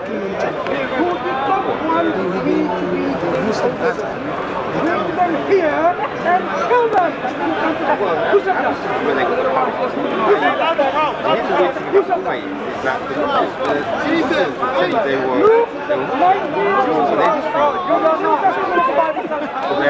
Say Jesus, no, you know you are. What does the parable mean? No,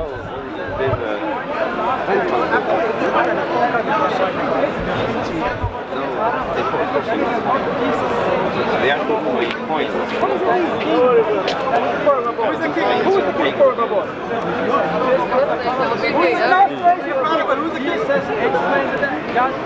Who's the king? Well, they won't have to.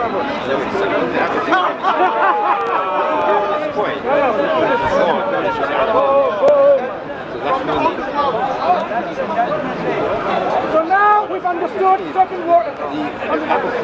I just took his shit. And so even though, Can you stroke that? yeah, so even though they try and say that, Why are you allowing us to understand the word of the Bible? I just took his shit and all. Hey, no. Right, you get lessons. My friend, don't be put on it, it's not going to help you. So not going to help you. So now, you would learn from the Bible what's more ethics. We don't have the war. Jesus over the judgment day over life. Today, if someone just see a car, if Sri Lanka is attacked, if Sri Lanka is attacked, by an elevation, according to the Bible, what do the Galatians do?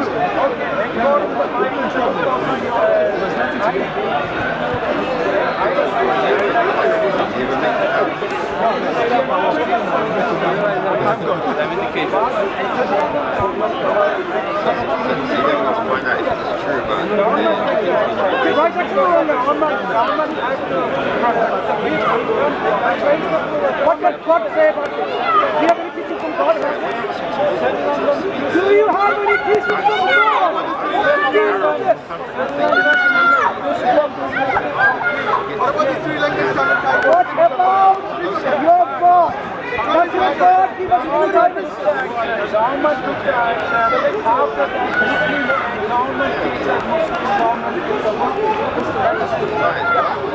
What does your God tell you what to do in a situation like this? Is that the teaching of God? Is that the teaching of the Bible? Is that the teaching of the Bible?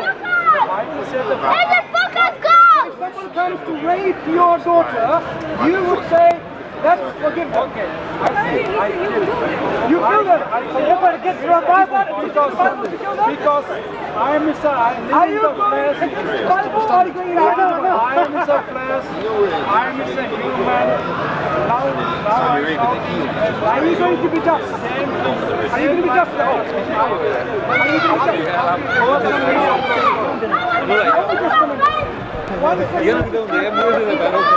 Now,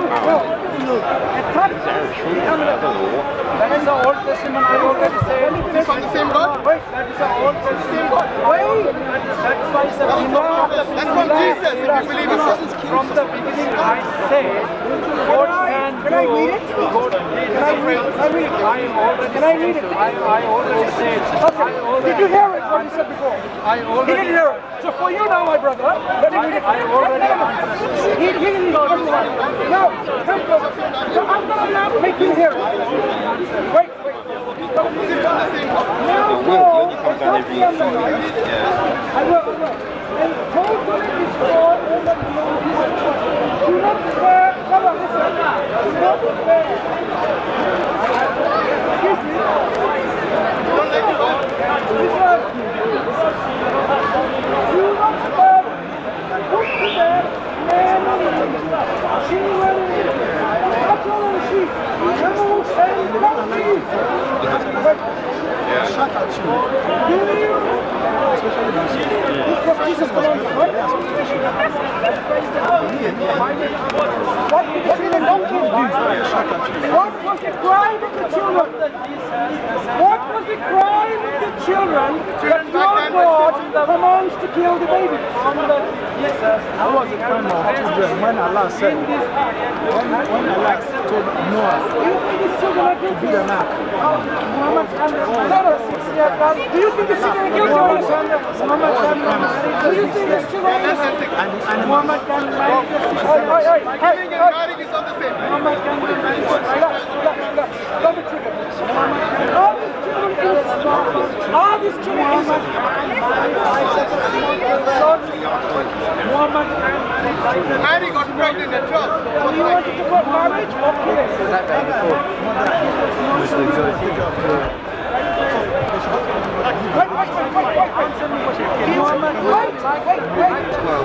Become like a robot. Brother, can you please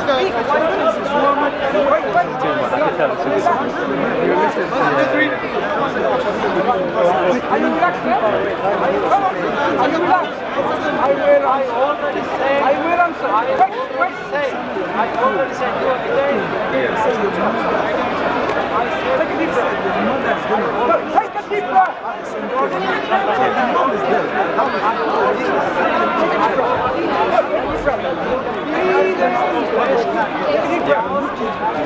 Take a deep breath. These are secular countries, essentially. They are secular.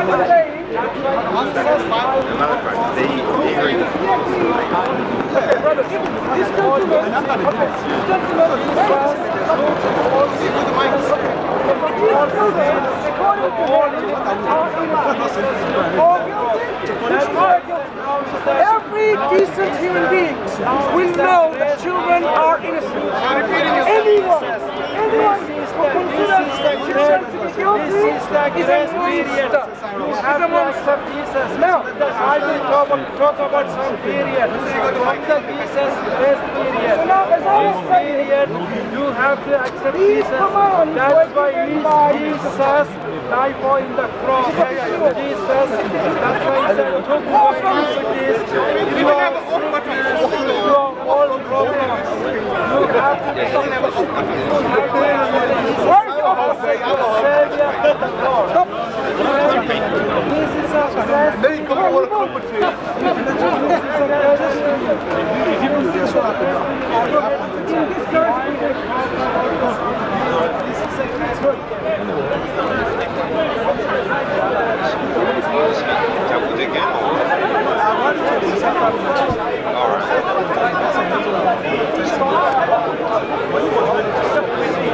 So I just want to say probably next one I'll tell him to meet us. Yeah. Because I don't like all this 30 minutes. Speak to him while he was with the other guy. He said, the guy said we should come. I don't want because today I didn't come to the today. Because I didn't have my camera. So I don't mind even talking to him with that camera. Yeah. The guy said, what's up? I said, okay, said 30 minutes. We did more than 30 minutes. But I don't like putting limits. So if we're talking about God, why are we putting limits? What time limits? Like, it doesn't matter. We are here for we have to push out what I've noticed with the guy who does the film for that one is that they're very good at being engineers to secure. A lot. I told him, I said the one that we did last time. I asked him, can I get this one? He said he would give it to me.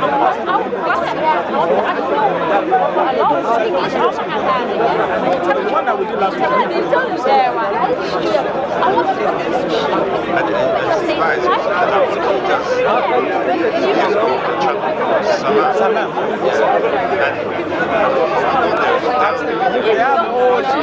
Braids that have grown and that was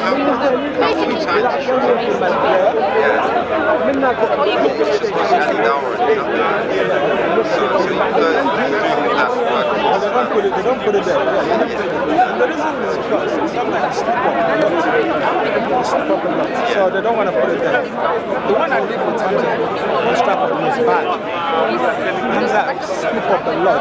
They didn't put it there. That's why they were like, let me show you. Did I show you the video of these guys last week when they came to me? And my wife was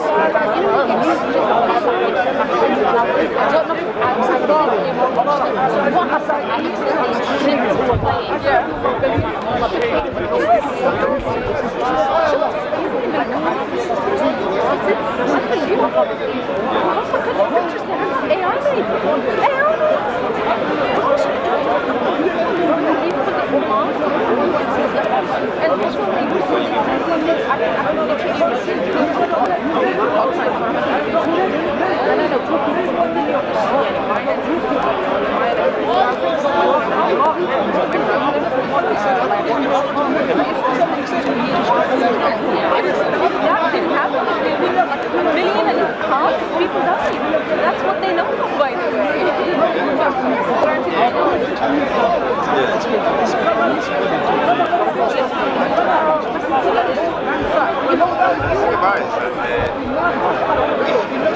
So well, some dawah. If you look on his channel, he's got 100,000 subscribers. How many views he gets? Yes. The thing is, he's selective. He doesn't put just everything on his video. And I think his views are getting a bit bored with all these perfect curated. Yes. Yeah, that's what you hear. If you watch the comments, you see the what people say. I feel sorry for a lot of people in the comments. Because I don't read their comment. Just sometimes I will respond to them that people use your brain. Like, don't just listen to what these people are saying. Do your own research. Don't just listen to what these people anymore.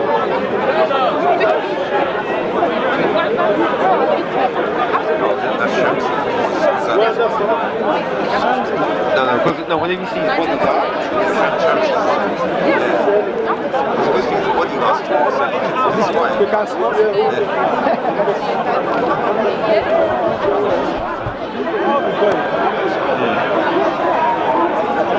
next week. Yeah, you usually try and come down every week. Yeah. See if I can come next week. Yeah. Oh yeah, because you said you're from Buckinghamshire. Okay. You know Milton Keynes? Oh right, yeah, up there, yeah. I live in Milton Keynes. Right. But you drive down? It's better to get train. Yeah. Train is a bit quicker. Well, that's true, yeah. Roads, nothing. The thing is, motorway is fine. But it's when you hit the... inside the car, it's bad. Yeah. And especially because they've cut, a lot of the roads, they've cut them now. 20 miles per hour. Yeah, and sometimes they cut the lanes on the road as well. Yeah. It's bad. The very first time I came, I told my family, I said, we had to park in our car. Expensive car. Alright, yeah. It's so expensive, so it's better to get train.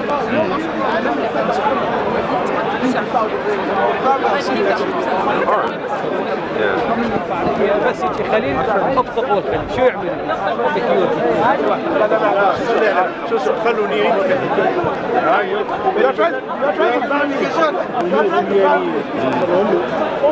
لم يقل الإسلام من زمان من أيام you next week. Yeah, all right. انت هو شخصيا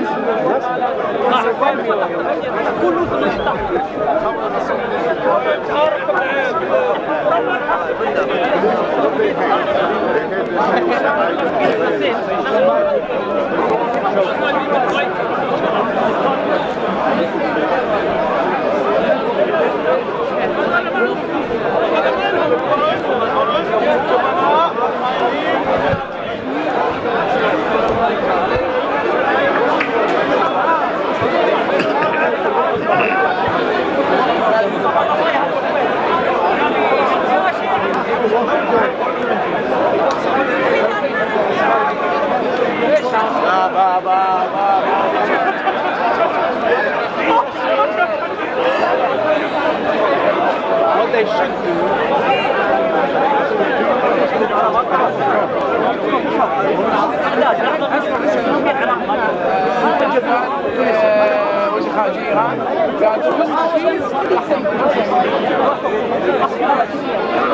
Their day of judgment.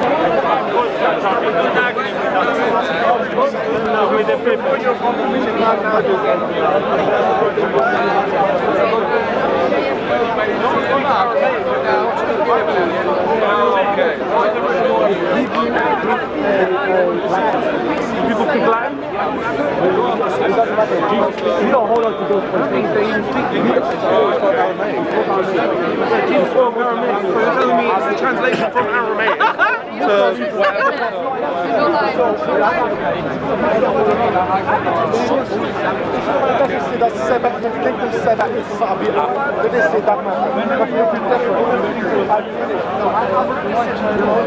Okay. All right. Actually, me against few Christians. Is this a new? I asked them the question one by one. Is this a new one? A new debate? Man, Or last over? year just. Alright, I'll watch This Friday, he posted this Friday. I'll watch you. Is it short? Half an hour. Because in debates, every time I see you, you're very good. Short period of time, and then then you're gone. By the way, did you see my debate From a long time ago, yeah. You saw that one? From a long time ago, Yeah, a long time ago. Yeah. You spanked him. The other Shia guy. You spanked them. I mean, it's not hard to spank Moldine because he's out there, ain't it? How you doing? Have you had any debates today? No. Well, they were talking about Israel and Palestine. All right. But the interesting, I noticed that whenever people talk about Israel and Palestine, they always talk about the stuff which the newspaper tells you about. But no one ever talks about the... Muslim, come back. Well, it's not obvious, but you can work it out. Because when I was videoing, I had a little TikTok running saying about how one side is Palestinians coming from more money, and then you get the Israelis on the other side with their money from the West. And you know, I just looked it up. Those rockets that the Palestinians fire, their rockets cost between $800 to $300. They're actually quite cheap, so they're not guided. It's just like a huge fire. It's designed to kill indiscriminately. Yeah, they do. And whoever's happens to be there, let them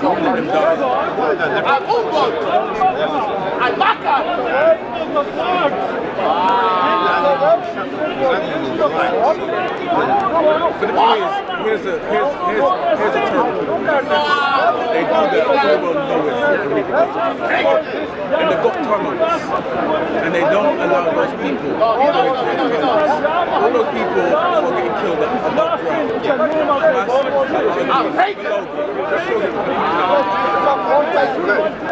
From years ago, they always find their own Israelis. Yeah, because they want casualties. They want casualties. To get the sympathy and the weapons. It's so simple. But here's the thing which is I find a bit strange. Right. I mentioned why Mossad was so slow. Why Mossad was so slow working out what was happening. Yeah, they have done it. They said because the people didn't use electronics. I mean, they were very disciplined and they used paper and pen. They never used their phones. No, but they were expected. And plus, I think that they weren't. They didn't believe they had. Shut up! Shut up!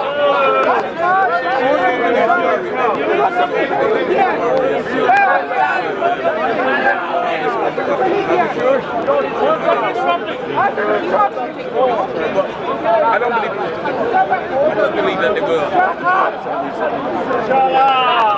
I'm not one of those people who believe that they allow their own people to kill some people, but I don't believe Hamas they're the worst thing that happened to Hamas. What they're doing is giving strength and power to the right wing. You can't see apart from short-term killing Jews. I can't see where they really benefit from this. They were probably expecting to kill the Saudi thing. They're probably hoping that other people will join in to attack Israel. Forgetting full well that the Americans will protect Israel. And that Israel's got a nuclear bomb. But they'll use it as a last resort. And if they thought that they're probably going to get stopped, but it's not going to get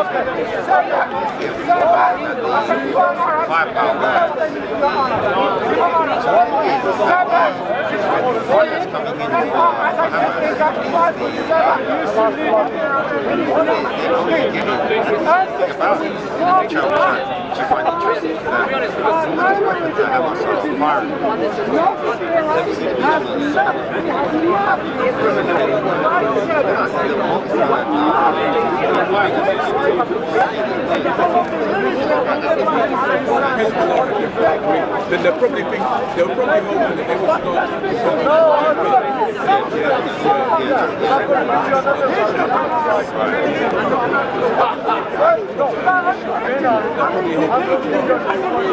The repercussions for the person who if it did happen, would be heavy. Because if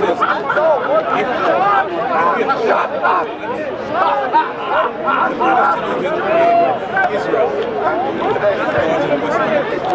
if we send a chance against Israel, and if Israel really wanted to kill these people, we send a chance.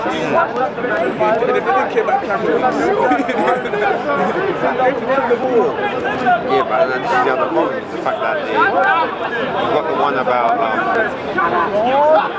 it's a hadith in it where if you die in an earthquake or die in a house fire or something like that, that counts as dying in jihad or something like that. I think you have to fight.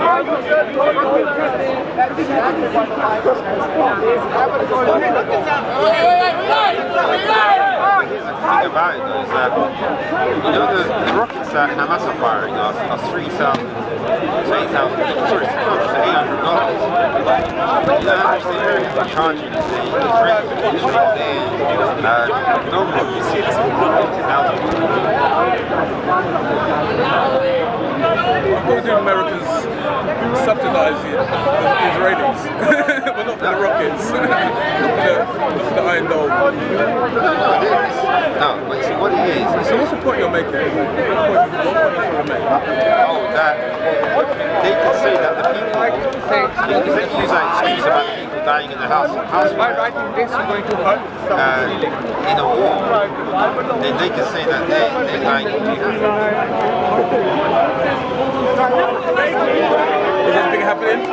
Nothing, really nothing. But I'm going around with the question from the Muslims. Living dangerously. Yeah. No, it's safe. It's safe. This one is safe. She's not with those people. Really? She's not with her group. She must be gone. Probably gone, but no. What time is it now? She normally goes 6, right? But anyway, what's happening? Almost 6 now. Look. I'll give you this card. No. I think I'm alright. No. Before you just for now. I mean, maybe I could go without this one. I don't know. I could be here without this one. Maybe I don't need it. I'm not sure if I need it right now. I will suffer. He looks alright. You don't feel cold, huh? No, I'll be cold. No, you said there was a hadith. What's a hadith? Well, it might be part of So what do you think of this Hamas-Israel thing? I think Hamas are counterproductive and they're the worst thing that happened to the Palestinians. You didn't see they're the worst thing that happened. They fought with their own people, man. The one in West Bank. I don't know how many years. That was 10 years ago? They were killing each other in the street. Here's the thing about Hamas have tunnels. But they allow those people abroad to die. Why don't they put some of them under the tunnels? Israeli their own people and the soldier fighting. But Hamas the soldier and the people and the people are above ground. The women and children are above ground. You know, so they allow them. Because be so cynical. They allow it, right? Because they want support from outsiders. They want people to support. What is the problem here? Where's Allah? These people, they were fighting for almost 70 years. You know what's that? If you go in the lost every war. and they lost every war they were in. I watch video. You know the prayer, the first prayer in the morning. They call it Subh.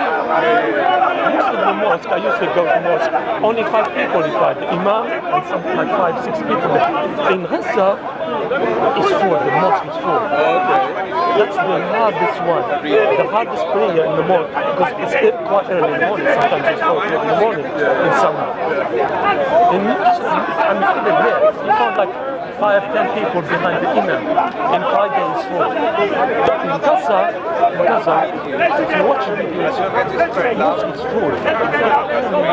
Show how people are there. And the big, I've been fighting worst enemy of Allah, Jewish people. For 70 years.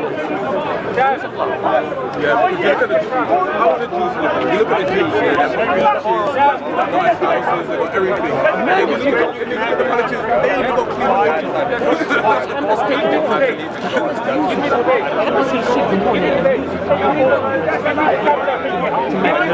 Rockets.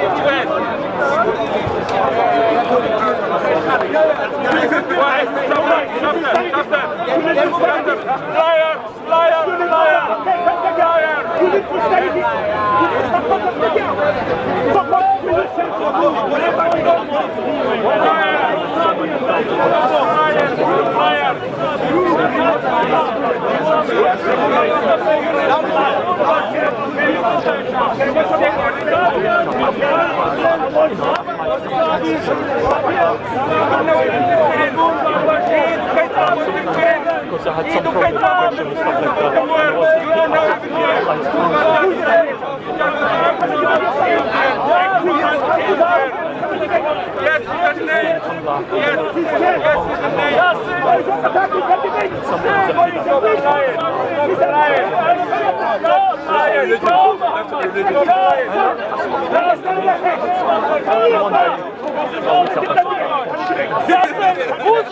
I wake up, come on, wake up, and I slap myself.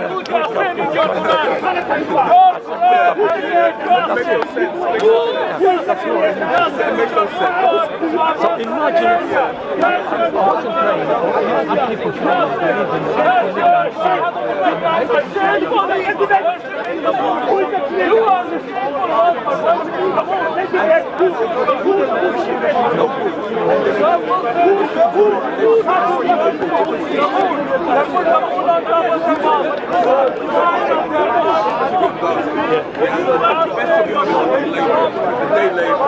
in Israel. It's the best job you have. And your family suffers. You think they think to themselves, they say, help. One day I had not debate, I had kind of debate with someone here, and I mentioned one guy, one Khalifa, Yazid ibn Muawiyah. This Khalifa, Yazid ibn Muawiyah, he did terrible things for Islam, Muslims. He in Medina, he killed at least 10,000 Muslims, raped women. He's a soldier. He told them you've got 3 days to do whatever you want in Medina. They raped women, killed Muslims. He killed them, the fucking Muslims, almost killed all the family of Muhammad. You know, remember, Hassan Hussein. That's because of Shia now. And he said, may Allah be pleased with him. I told him, no, that's not Muslim. He said, no, may Allah be pleased with him. How can you say may Allah pleased with him? That guy thinks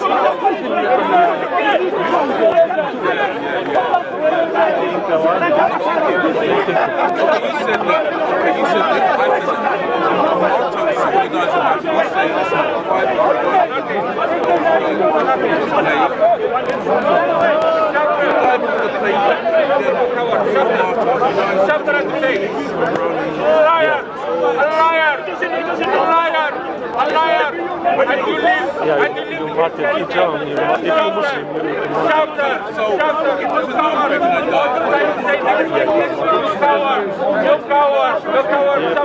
you get 72 if you die in the fire, if you die drowning, no sense.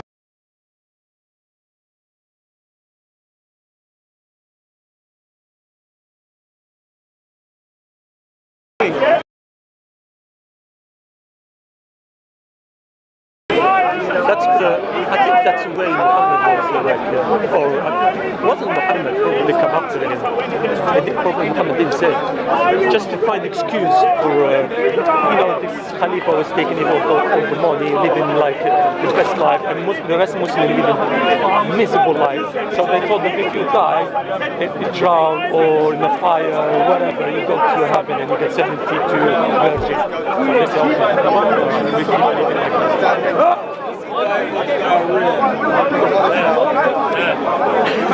When we go worldwide, when I die,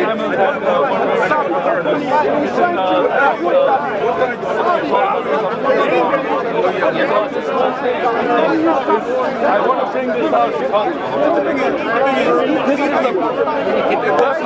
they can say you don't know, but they cannot say you don't know the moon because we all know the moon. And it's a top of their box. That's what we know. They cannot tell me that the moon speaks out of it. They cannot use this game with us. Now the moon is in the history of the Bible. All the pagans have nothing but the moon god. Everything is pagan. Islam is the most pagan. Pretending to be a monotheist. Monotheist, not a monotheist.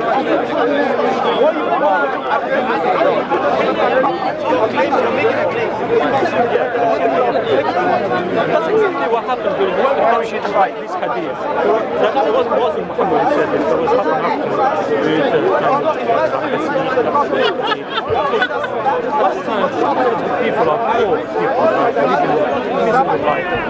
And the royal family and the soldiers, then the one they take all the money and give them buy slaves, not slaves, so they live in the best life. So they thought, let's make this hadith. He had one dress. Jesus had plenty of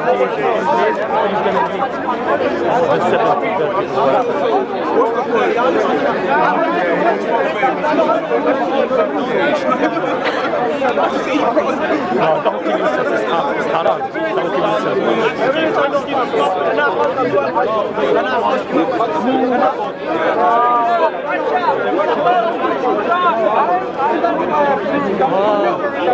a and he washed him,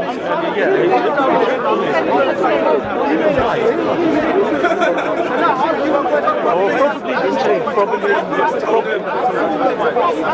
No, he told them the water doesn't matter.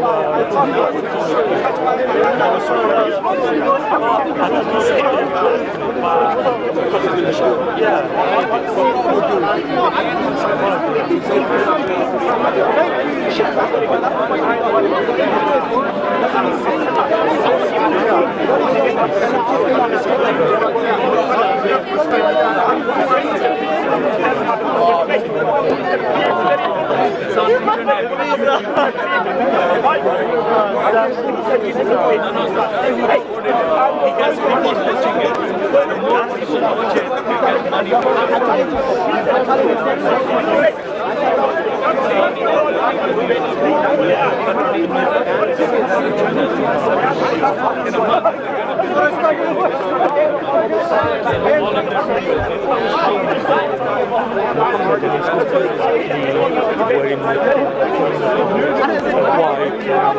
shaved properly, Mansur, and they show you the other side. Islam, dirty, like this is not true. It's not true. But that's how they show. That's how they try to brainwash you. And I used to believe it. I used to believe it. And they show you this look like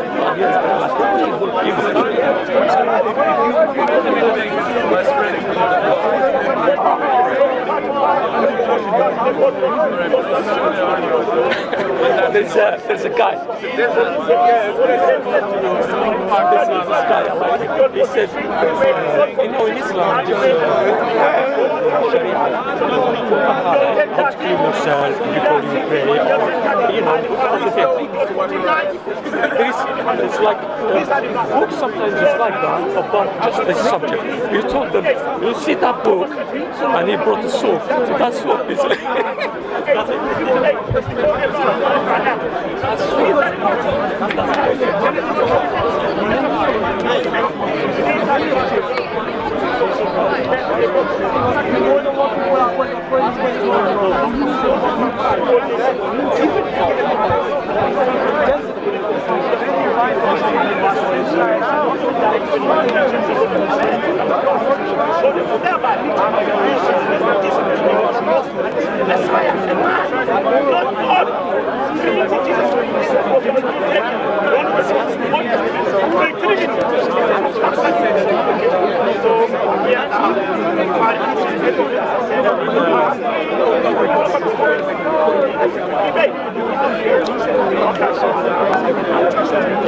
When I was young, there was a big mosque in and it was mosque, really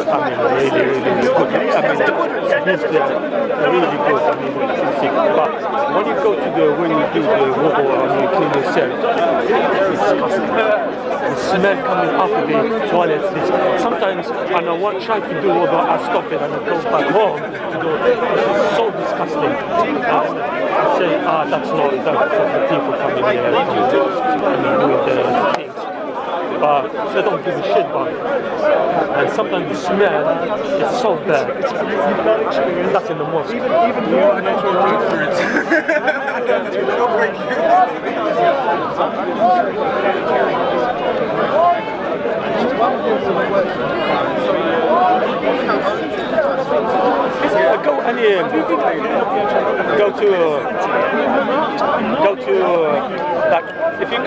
like if you go to Egypt, or you go to where there's still Christian and Muslim, like Egypt still, and you go to where the Christian live in, the streets are clean. You go to the Muslim places where all Muslim, dirty, rubbish everywhere. That's it. If you go to, you see it, you go on YouTube and you watch it, and it's go, wow.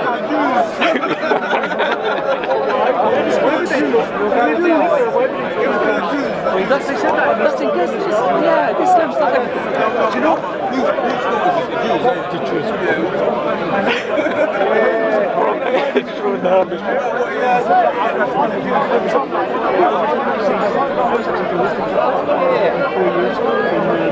Islam, and they had the sheikhs and they do just exactly what I'm saying.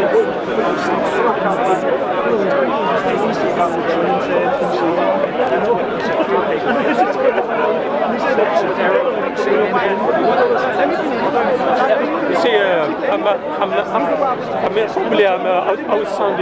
will sound so hard on this, but probably going to say it similar. So, you see, the Chinese way doing to the Muslim, what should they call them?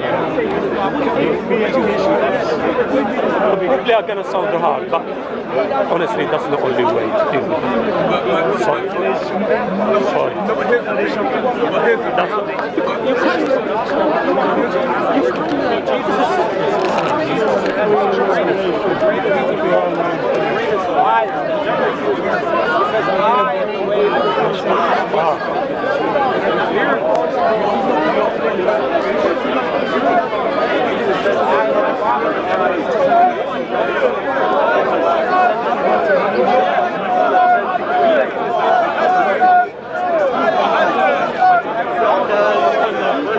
Are you going to stop buying the Chinese stuff?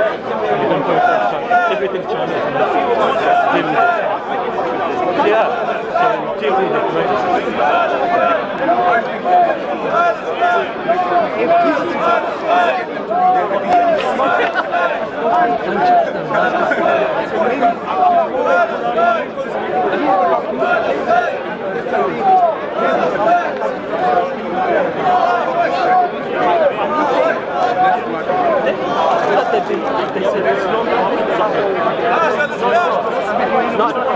That's not in the Quran. Yeah. That's why I left Islam.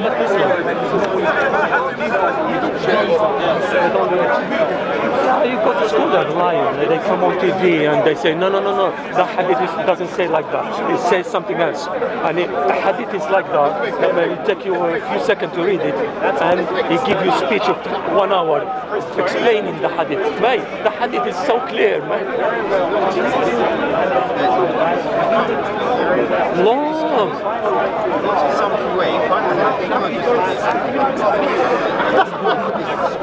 I go to this website. Hadith is Sahih Bukhari. No, this hadith is da'if. Bukhari said it. Why is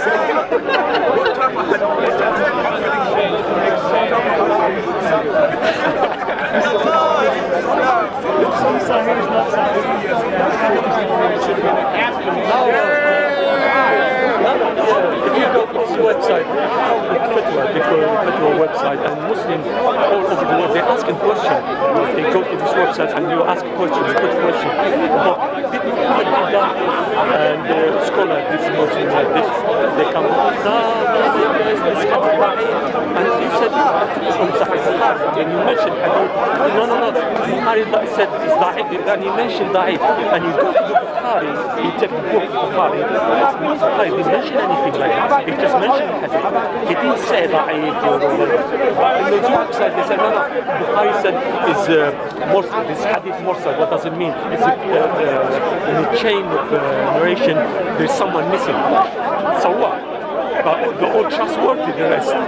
So that's hadith sahih. Yeah.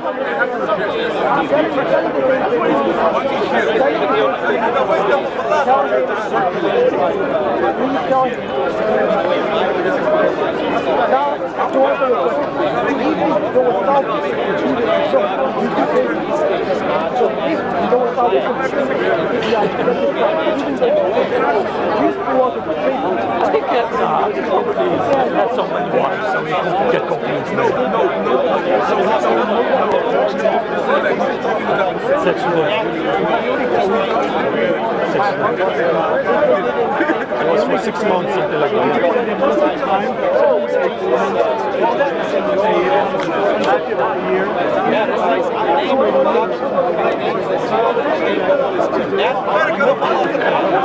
Probably was smoking something.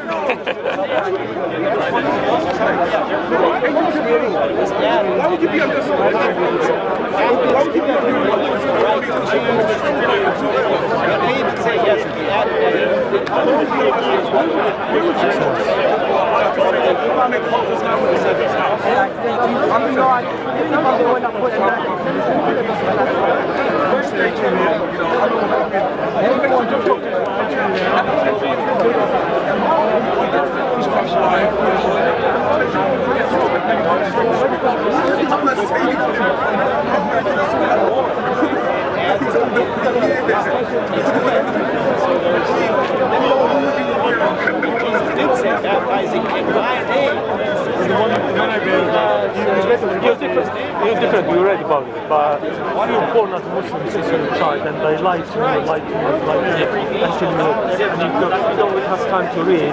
These books are so complicated, even in Arabic. Sometimes I have trouble understanding what they mean.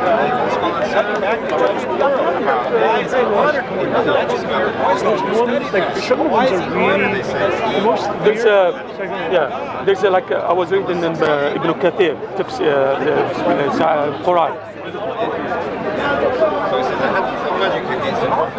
It's exactly narrated by Al-Bukhari, Muslim and other Imams of hadith. I don't see that, accept the story and no one denies it except an innovator. Therefore, it's respected. The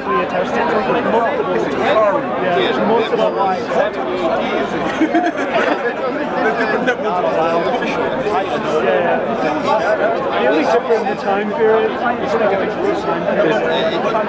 It's not good for a prophet. They're going to say it's destiny. They say it's destiny or something like that. Destiny what? Just to test it.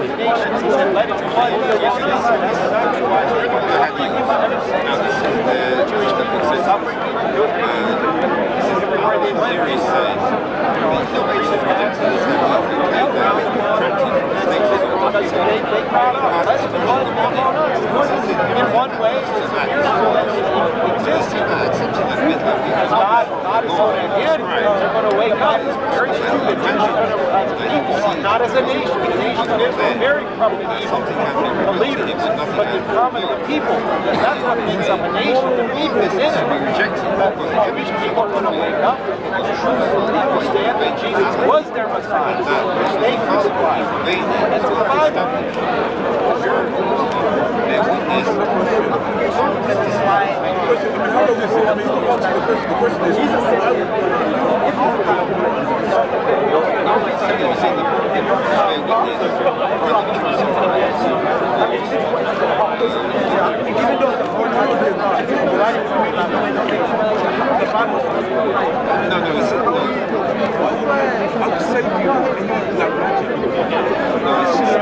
Can I just say that there's actually seats in there, I'm talking about Jews, right? And they've actually been, like, say, red series, people like very, very high level, and saints and Jews, and they've got views. Only, for example, like comes to mind, and they've been attacked by satanic influences. They don't get possessed. Basically, they fight. And it's like, so it's like, that's a really example. I did. I am. Like, I have. Yeah, and I put it all close, but it's like, no, it's just my hand. My hand. It's okay. And the thing is, also, even worse to me is being suicidal. Yes. Climbing up a mountain. Alright, so the summary of all of what I just read is that as far as the scholars are concerned, what happens to him does not detract from his prophethood, and that Allah protects any revelation that comes from That's a handy get-out clause. That's a good get-out clause, yeah. Why would you allow him? Yeah, why would you allow? Yeah, that's good. Why would you allow him in the first place? They don't answer. They can't answer that. They can't answer. As a Muslim, you're not allowed to answer that question. Yeah. Scholars, even their ruling, must believe the scholars or not to believe. That's a good question, actually. It's a good question. No, it's a good question, yeah. It's a good question. But the things where it's mentioned in the Quran, you have to listen to the scholar. So you have to listen to them. Whatever their ruling is, that's it. You can't. We've got a scholar right here, we've got Islam.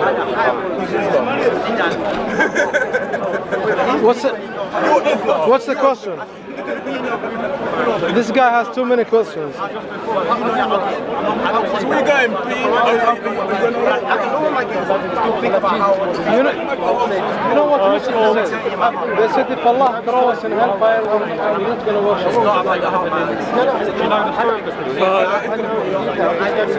forever. It's to stay there forever.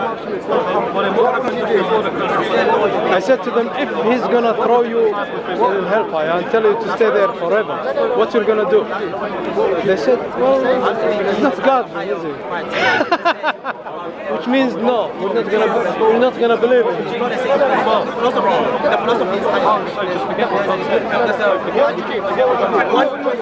Look, you don't understand what this verse says. Jesus tells us, if your eyes... Going, the verse saying about, it talks about that in a way that doesn't mean entering hell. But look, some people go to the you see what's in there, right? I would say Jesus and I would say Allah might give you everything close. You see, now the instruction of the Quran is not necessary. Okay, what's the question? Shaking hand.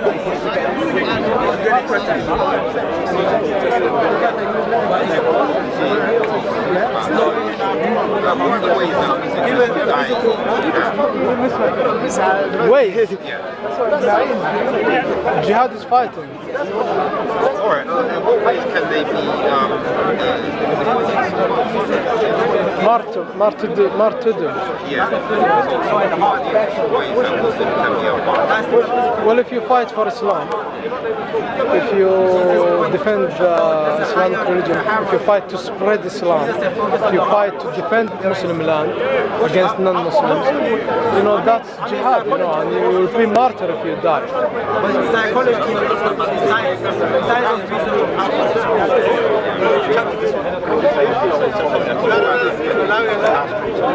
Well, it depends, really. You know, that could be punishment sometimes. I don't know. So it depends on the person. If he's good with Allah, then that would be martyrdom to him. But he was a sinner, that would be punishment for him.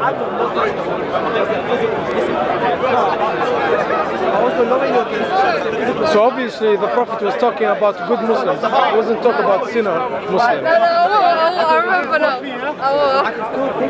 Because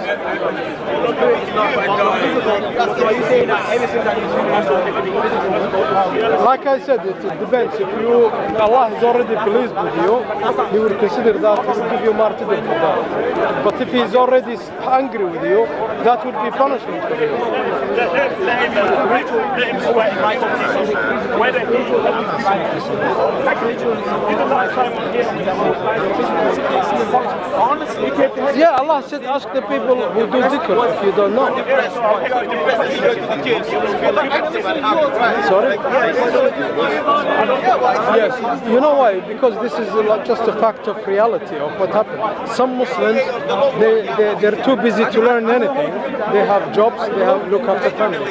So some of them dedicate their life to study Islam, like me. So it's only natural for them to ask the people who study Islam, right? What can you do? So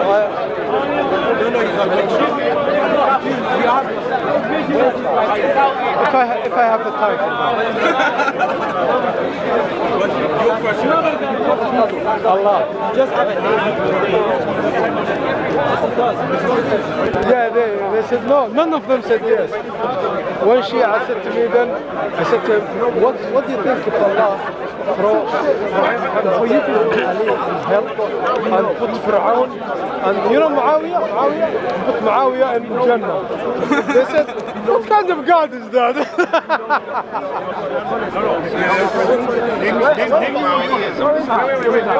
Yes. I don't know, mate. I don't know about that. You know, some people lie about him. Some people lie about him. Yeah, he was. Yeah, he was. He was actually.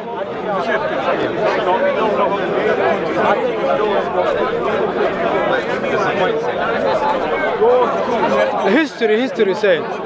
History books.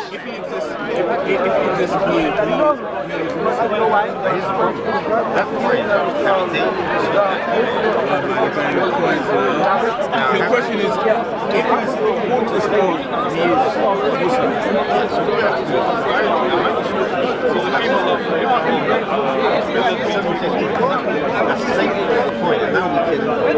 Are you saying this coin was made in his time?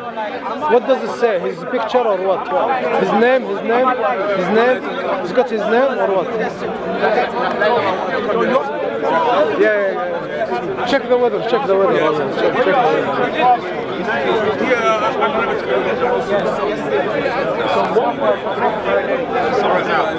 You going, mate? Oh, you're welcome, my friend. It's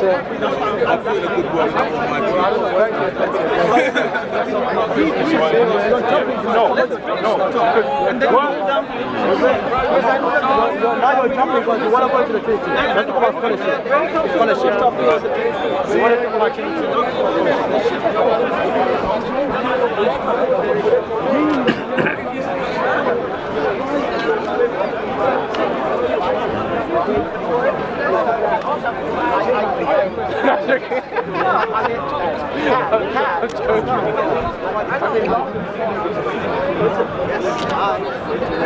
They don't want to see more double than the guards, their insecurity. Did you realize? You realize this posting they know what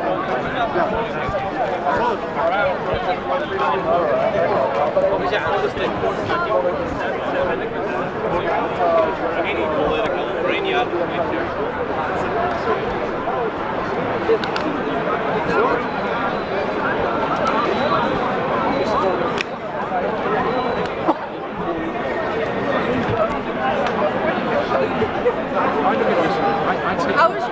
He said something about God. I just spoke about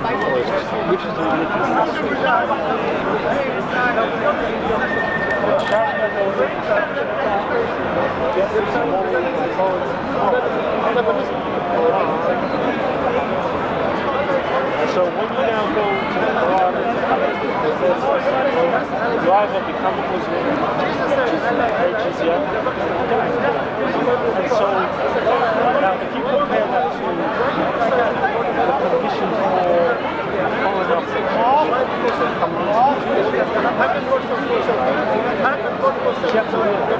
up Jewish people, they obviously the Bible prophesies. That's what happened.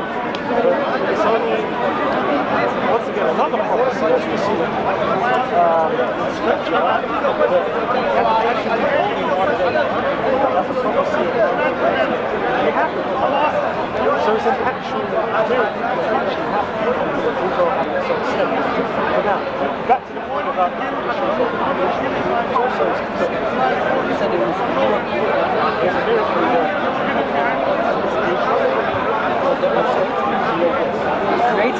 Well, no, what I mean is official stuff. Because this official stuff is come from the organization. Well, it's not the standards of miracle. I understand the organization is not so much of a miracle. So, no, the land was not. I understand what you mean by Palestine. It was being stripped, promised for those areas to have this land. That's the prophecy. That's what you want to say. In 1948, it was the time that the British actually gave the West with what? So the point I was making about so like for foreigner coming into the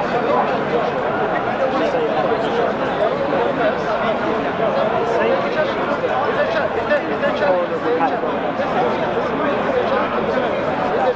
so I'm not quite convinced that Muslims would have to pay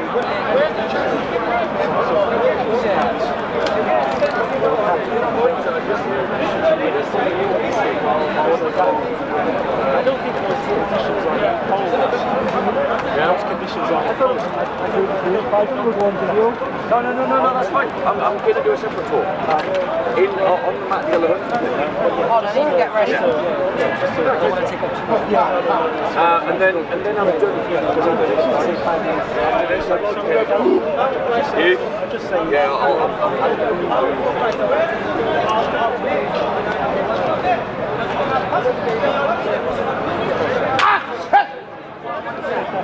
this is not one of them. This is just look. Is that what?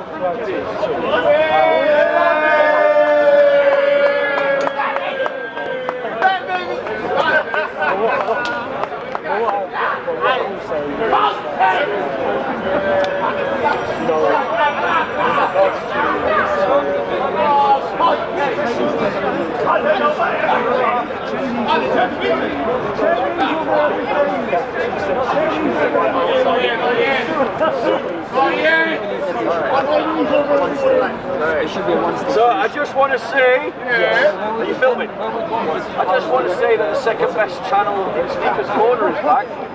Content over everything is back.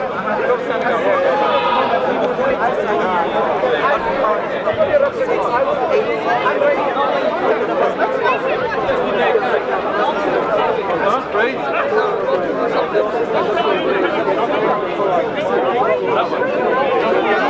Even up there. Well,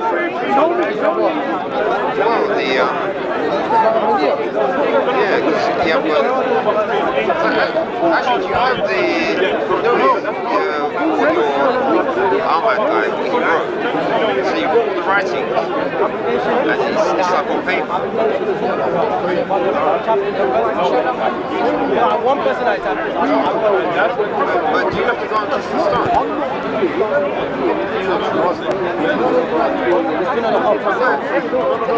Yeah, but Muhammad kissed it, so now you have to use it.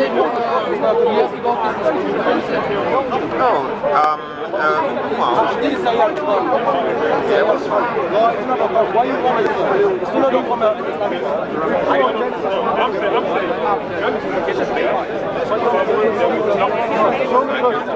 wait, Show me the passage that says... Pull out, but here's the problem, right? There's a ramification of what you're doing. And this is the problem that the Muslims have theologically. If you have something existing, Okay, sorry. Without creation, then that thing now by definition is eternal, just like God. Okay, show me where that's wrong. Show me that's wrong. Here's like a time scale. God creates the angels. God creates the heavens and the earth. That doesn't mean that the angels are eternal, but the heavens and the earth are the point in time, as we measure time. Measuring time and time existing are two different things. Yeah. Time always exists and we observe it. So let's assume time exists to angels. I don't know how they measure time. We don't know how angels measure time. In a manner that suits them. Exactly, so we don't know. But the point as a human concept, this book is written to humans. Sure. So when it's talking about time, it's talking about time in a human concept. Okay. So we measure over a period, yes. We measure time from the period that God created the cosmos. But anyway, I mean, I don't think we do that, but okay. So when we say, because how do we know when God created the earth? Well, so when we say the earth is so years old, those are just guesstimations. Whether they're guesstimations, there is a measurement of time to which somebody's saying the earth existed for this amount of years. You need to remember, we're limited and we are guessing. No problem. Let's say even if it's 6 billion years or 6,000 years, the point I'm trying to make is there is a measurement of time. Well, don't conflate things. When we say 6 billion years or 6,000 years, we are talking about in terms of Earth's rotation around the sun, because that's how we define a year. And without the Earth, I'm saying we cannot define what time is. And the Bible explicitly teaches angels existed before the creation of the Earth. How hard is that? Okay, so do you understand my position? Okay. But listen, forget this. Let's not start spinning. No. Let them answer. So again, to summarize your position, right? You're saying that the understanding of the measurement of the passage of time is dependent upon the Earth being there, humans being on it, and then being able to observe. I never said that. So if you okay, fine. So I said the measurement of time starts from the creation of the Earth. Who's measuring it when the Earth created? Who's measuring it when the Earth created? When we say see, that's the issue. There's no one there to measure it when the Earth created at first. We can measure the age of the Earth, and some people do. No, we guess. We can't. Whether it's a guess. Okay. The point of the matter is, there is an actual age of the Earth. That's the point I'm trying to make. Whether we know or don't know, there is an actual age of the Earth. It's whether 6 billion years or 6,000 years, whatever you want to say. The point of there is a finite amount of time that the Earth existed, and we measure that time based on the Earth's rotation around the Sun. Okay. That's the point I'm trying to make. Okay. So my closing on this is simple. Time is something that's transcendent, very similar to numbers. In the advent of creation, we had time and we had numbers, despite there not being human beings there at the very instantaneous occurrence of creation to measure them. These things are transcendent because they go beyond our reality and our ability to perceive. Numbers weren't made when human beings started counting, they're already there. Same thing with time. Same thing with time. Okay, so now, what's your point as to why God can be good? 1 Timothy 3:6. Hold on. 1 Timothy 6:13. I just stop if I'm interrupting. Okay, go on. Well, actually, go ahead. This is what we got. I just want to make a statement. 1 Timothy 6:13. Can you read it? 1 Timothy 3:16. I can bust it up. 6:13. 1 Timothy 6:13. You read the whole Bible in this next section, He's calling me name. Just listen to I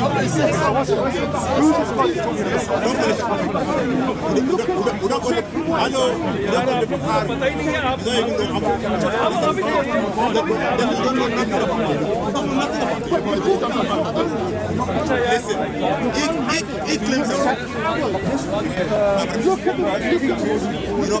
Father, the one God, gave life. I was giving you just and Jesus is not part of that one. Let's have a look, right? So I'm going to read from 11, right?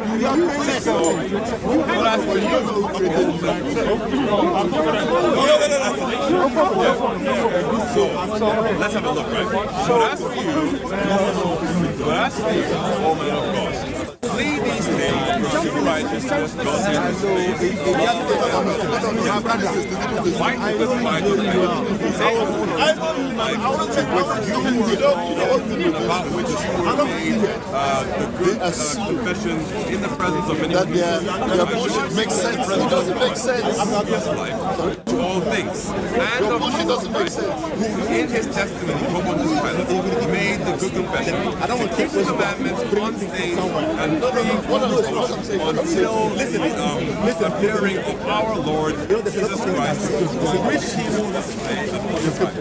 He is the blessed and the only sovereign, the King of kings, the Lord of lords, who alone has immortality, who dwells in the lights, whom no one has ever seen or can see. To him be the honor and eternal glory. Listen, he calls Jesus Christ the only sovereign. No, I don't so.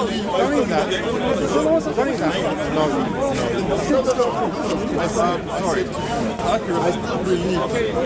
So, right here, right where it says, I charge you in the presence of God, who gives life to what I mean. What I mean is this. Yeah, what I mean is this. Who they believe it's true. And I said, okay, I don't believe it. Listen, it doesn't make any difference to my life. And that's what they don't get. Who gives, sorry? All the things. No, my point is that you say it's true. You say it's true just because you believe it. What do you mean it's true? One is the presence of God, and the second is of Jesus Christ, who in his testimony before Pontius Pilate made the confession to keep the commandments unstained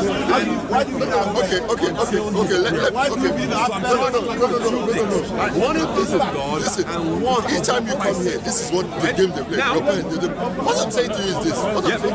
Now, of Jesus what Christ, makes your belief true? That's all I care. I don't care your parents, your mother, your father. What makes it true? Who is blessed? Okay, put it this way. If somebody says to me, if something is important, food is important. Nobody can survive without food. That's a fact. Whether you believe in this, that's nothing. That's my point. You understand? Because I don't believe. I'm living. Food is more important. Sleep. You understand what I'm saying? Those are the most important things. What happens with these believers is they say that believing in God is important. I say it's not. It's not important. And that's the point I'm making. Do you want to read in the Arabic? Do you want to read in the Arabic? No. I said yes and no. And I'll go to Sunnah.com and show you. Sunnah.com is a compounds all of that. Jesus is the jumping guns. Sunnah.com compounds all of your hadith. You're looking for a better. You are saying understanding. You're saying how's that true? How's that true? I don't care. Lord, you're the one shouting. You're the one shouting. It's the son. I don't know what you're saying. Trust me, bro. Listen. Jesus was appointed. I don't want to listen to you. I listen to your Who alone has immortality? Jesus died, but where are you going to find it? Where does the Bible can also be found on the Bible app.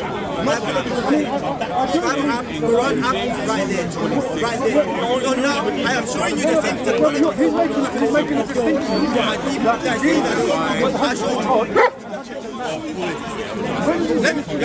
I'm showing you Sahih al-Bukhari 8-6 verse. Where in narrative? Then he goes, this going. You don't want to have a conversation. It's not someone who just claims something that's true. That's what I'm telling you. There's no point because you just tell you. Who don't know? John, I gave you the reference. From where all night? How do you know? How do you know? his law. I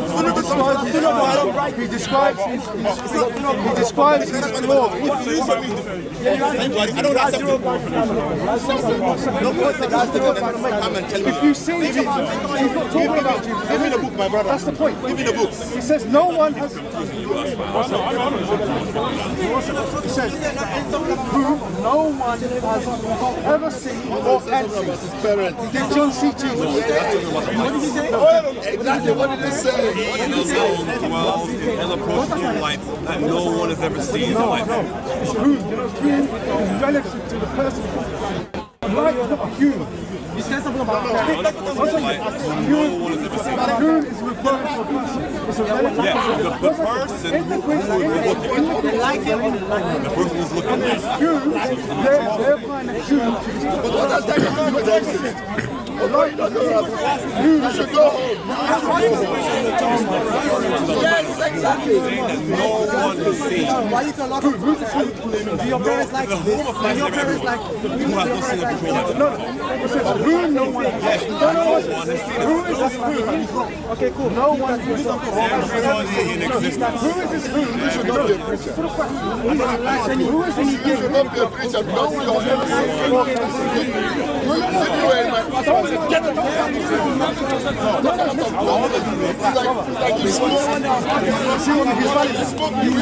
I'm asking you something. You cannot teach me. You then again. Wait. If this guy, if you come to this guy as a believer, So in that question, I said that right I said if you say the truth, I said and I say the truth, I can bless with you. Okay, listen. Just listen to how this guy talks. This guy is such. This guy should go and sit down. Just listen. Okay, just listen. He's saying that Jesus is 100% God is all made up. I didn't have it. This is the fully. Okay, talk. Well, fully God, it's made up. You know why? He cannot speak. The things they say, they can't even. I said, sorry, the flesh, yes. You're trying to fight for something you don't see. The divine essence. What's immortality? How do you define immortality? Immortality means not subject to death. Jesus died, so that means he's not immortal. Only in the flesh, right? Because No. Don't forget. No. Okay. No, it's not. It's not immortality. It means you're not subject to You're death. talking about your point. What is your point? If we've established, What is your point? Talk. Say one thing that you will. if we've established that death and all of these but we can also interpret that essentially. No, this guy will say one thing within 10 minutes before he says something else. This statement of immortality, our life, 1 second, and the only way that you say it's true is if you don't understand the incarnation. And ask him Who no one has ever seen. Who's that? So the whom is the and I said, yes. who have not seen the light. And I asked him again, No, listen. does he know that I have children or not? Who? No one. Who's this? And I asked him, do you know that I have children I've already or asked not? him to say No, who's this? everyone. He said, my parents cannot be here. My parents cannot be here. He is blessed. The only son who alone has immortality. And everybody was So what's the first thing? No one. Okay, you're talking of the first call. I don't know. Okay, now you're talking exactly. First call. First call. The difference between me and you. Wait, let me. Answer your question. Listen what you say. He's the American people. Okay, How it all started. North America belongs. listen, I don't know. No. I don't know. Exactly.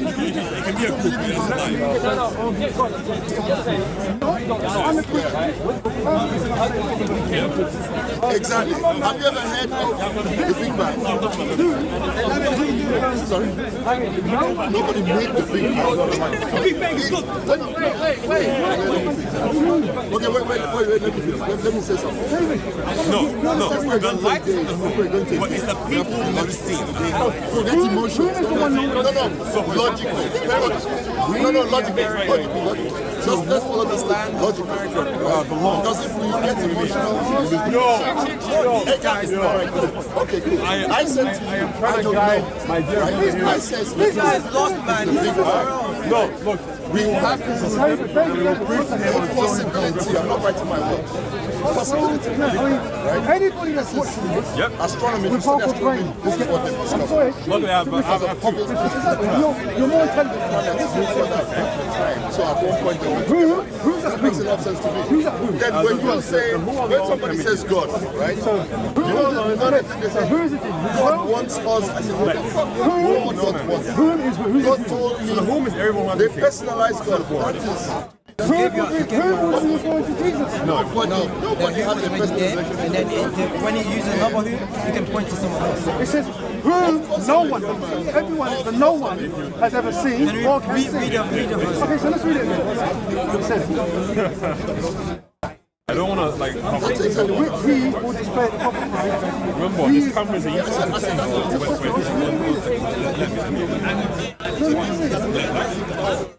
you're saying is lies. So who in the cube is referring to a person? No, let me interject. You said a man. You said it's a man. No, wait. I just want to interject before you go. You said a man. Okay.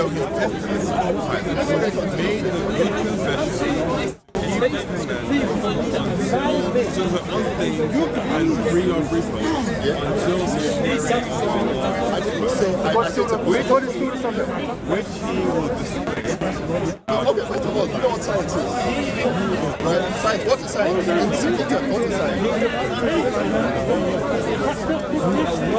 I might have dropped you. Okay, let me tell you.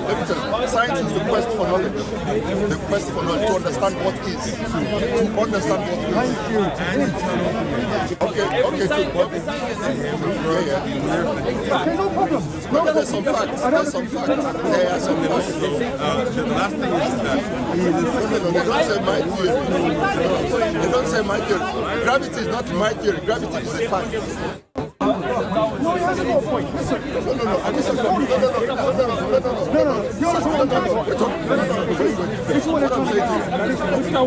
say no. Big Bang is saying listen to the point. It's an induction. It was a conclusion from facts, the movement of the planet. That's how. No. From the planets move. The distance between the planets increases with time. It has been already proven. Hubble's principle. We're like a rap. Okay. Still going on. Okay, no. This is not Hubble the same person. The problem I have with we going now. Huh? We going now. Going. Wrap this up. We will continue next week. So do a quick wrap up as the conversation. So what are you trying to achieve?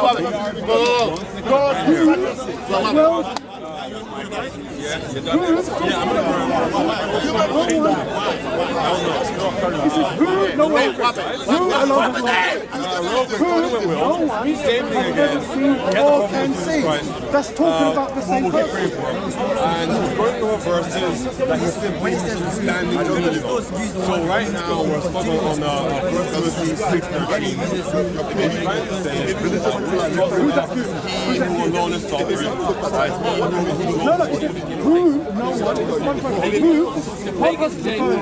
There's one person referring to.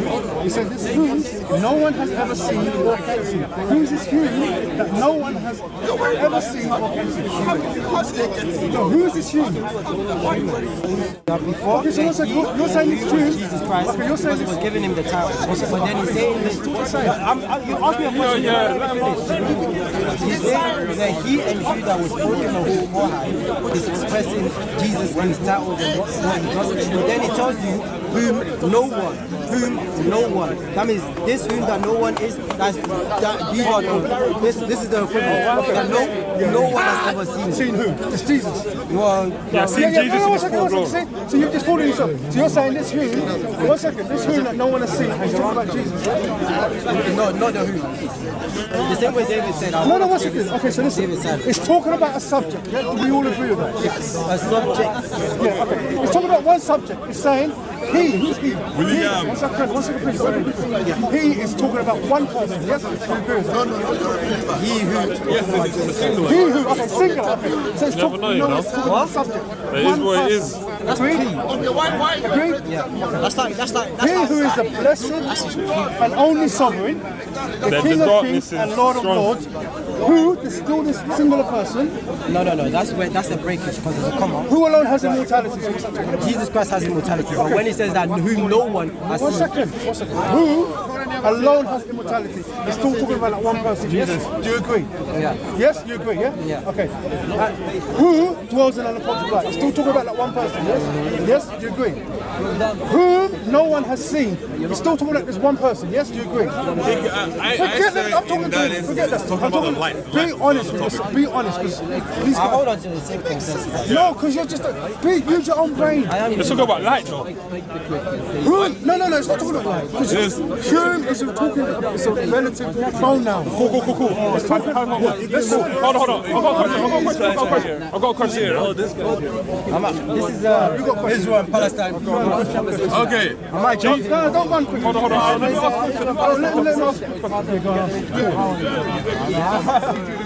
Shall we fly away? Oh, sorry. Are you going? Yeah, it's kind of dark. I remember. I can't see anything anymore. You guys are security papers, man. Come with us to have some. Yeah, come. No, you believe in 3 gods. I used to talk about that. I've already made that clear. Well, at least 2. Okay, listen. Okay, let me ask you this question. No, I'm not answering any questions. No, I have already defended that with you. You know that. It's not for you sounding like a Muslim now. Well, listen. Well, come. It's 7. Come. No, okay, let me just finish up with this guy. What do you mean? Come. Come. It's 7. Don't act Let me just finish this guy. When it says whom no one has seen,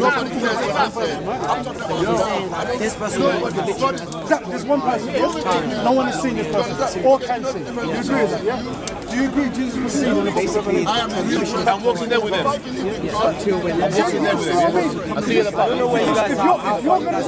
If you're going to defend it, because you're not using your brain. You're not using your brain. Thank you very much. Let's go, buddy. Let's go. Homeboys, that's fine. You have to come end up with philosophy. Will, please go with them. Okay, and that is why for all that to make sense. We mentioned bring it through. Without God, this will not make sense. Oh, this. Are you Karen? Okay, I'll bring your Karen. Yeah, definitely. Yes. So, did you know the passage we were talking about? Yeah, you mean the one in... It's 1 Timothy 6:13. Or, no, 6:16. He goes that he alone is the King of Kings and the Lord of Lords, who alone has immortality, who dwells in approachable light, whom no man can see or can... who no man has seen or can be seen. Was that first? 1 Timothy 6. We'll go 6:13, which is the context.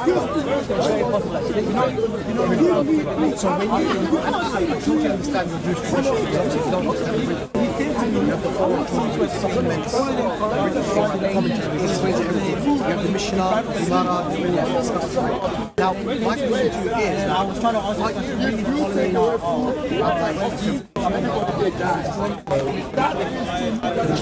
So what are they saying? So they're saying, so was it verse 13, yeah? Well, 13 is there. 6:13. I give charge in the sight of God, who quickeneth all things, and before Jesus Christ, who before Pontius Pilate witnessed a good confession. That thou keep this commandment without spot, unrebuked, until the appearing of our Lord Jesus Christ, which in his times he shall show who is. So which in his times, I'm saying it's the Father. It's only the Father that appoints the day of the Son's return. Do you understand? And it goes, which in his time, the Father, he shall show, meaning Jesus' return. And when they ask, are you at this time going to restore the kingdom unto Israel? He says, it's not for me to... All right, I see. So what they're trying to do is they're trying to link the Jesus Christ to the yes, who only has the immortality. Yes, right. Who alone has immortality, dwelling in light which no man can approach unto, whom no man has seen. So if this is Jesus, and they say no man can see Jesus, I'm saying John saw Jesus in the book of Revelation, described his face. So what?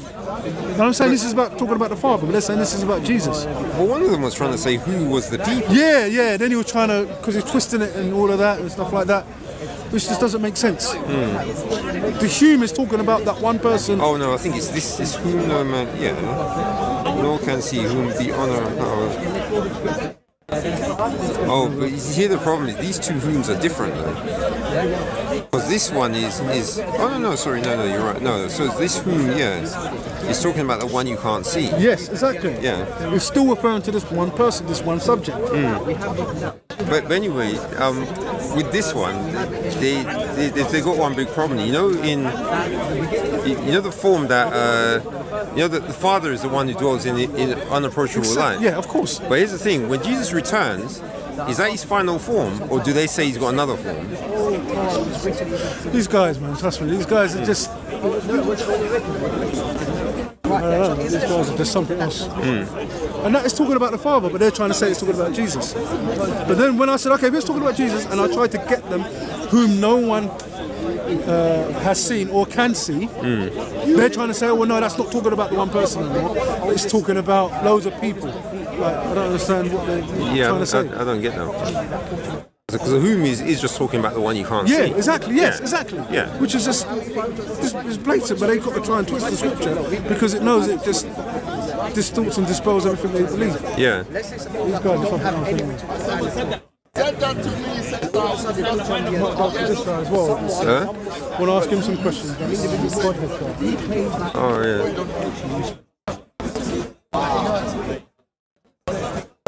I know his aspects, I know his attributes, that's it. I know his name. How? You're going a bit too far. What I'm saying is if somebody says to me, you don't... Okay, first of all, okay, let me bring some worship. Why would that happen? Let's talk about whether he exists first. No, that's a simple question. Why would I have to worship? Because you created. I don't need to worship him. God must be excited for me to worship him. Why worship him? Because that's your role. Why should you respect your dad? My dad is Why? God. You have a responsibility. No, we're not worship. I never said worship. You have a responsibility to respect your dad.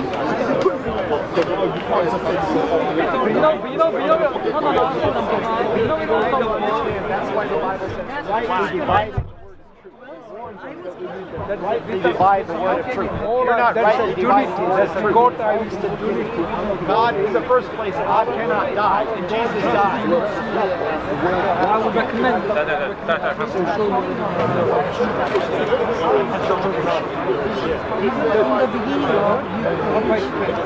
Unfortunately, he was made a British king.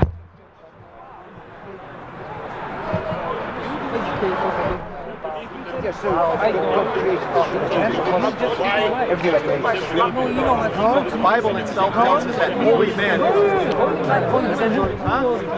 What's the word prophecy? Prophesying means actually the prophet prophesies things in the future. It's going to happen, right? you agree In this time, you have to. Well, no, I'm just saying, the Bible says, Genesis 1, God created. If you're Trinitarian, I don't need any answers. So, but then, that's garbage. Trinitarianism, the devil. In him was life. Life is life. Is life. All the scriptures you're looking at. God is big enough to be Father, Son, and Spirit. No, God is You're drunk. Unity. That's inhabitants of unity made drunk. Father, Son, and Spirit. The Trinity comes from the line of Catholicism. If you want to believe in that, that's your problem. You're not God. Jesus himself is not God. But you know, in fairness, what you just said, me and the Father are one. I and the Father are one. Jesus qualified it and says, they may be one, as we are one. No, Jesus says in John 10, understand the Father's in me and I am in the Father. They are one. Because the Father is in him and he is in the Father. The disciples are not in Jesus. I can show you that they are. I can show you. No, you're wrong. Jesus, no, I'm not wrong. Okay, look what I showed you from the Bible. I and the Father are one. I and them and them in us. No, it says that. No, it says that. They are one in the spirit. Listen. Where's my guy? Yeah, listen. Same as it. Yeah, you were talking on one passage on John 5:26 last week. Do you want to read it? You look so different without the glasses. Yeah, go on, just read 5:26. 5:26. Oh my gosh. Go on. Another debate. No, just quickly, I want to ask you one question. Because you say Jesus is from everlasting, he didn't have a beginning, right? That's your position, yeah? Gosh. That's your position, So yeah? I'm still trying to get over the fact that you look so different. Yeah, but go on, just asking a quick question. Just want to ask you a quick question. I've got to get a take too.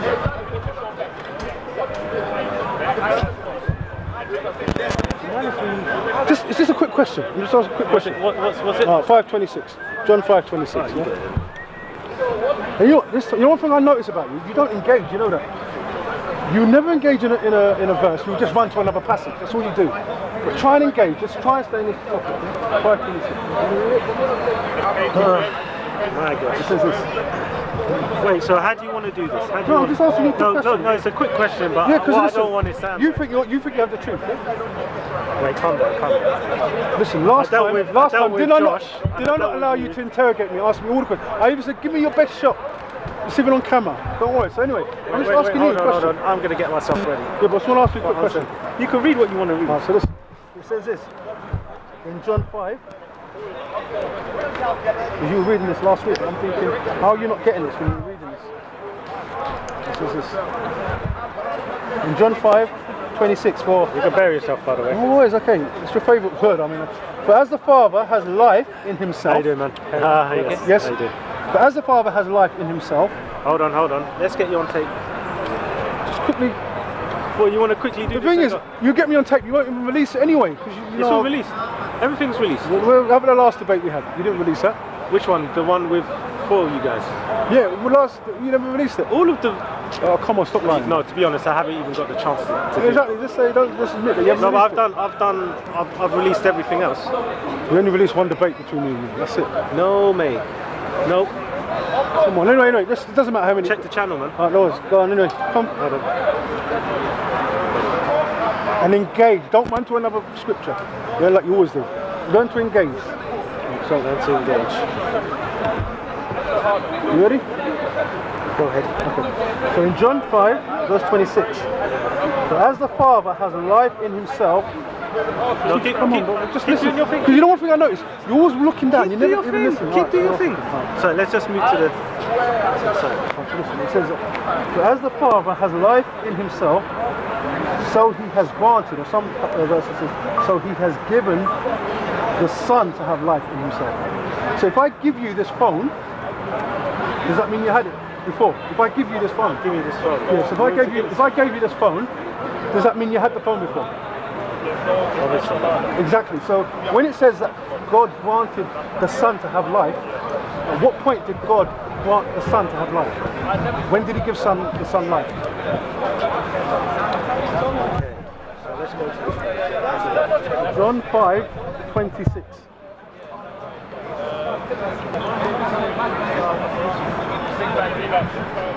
John 5:26.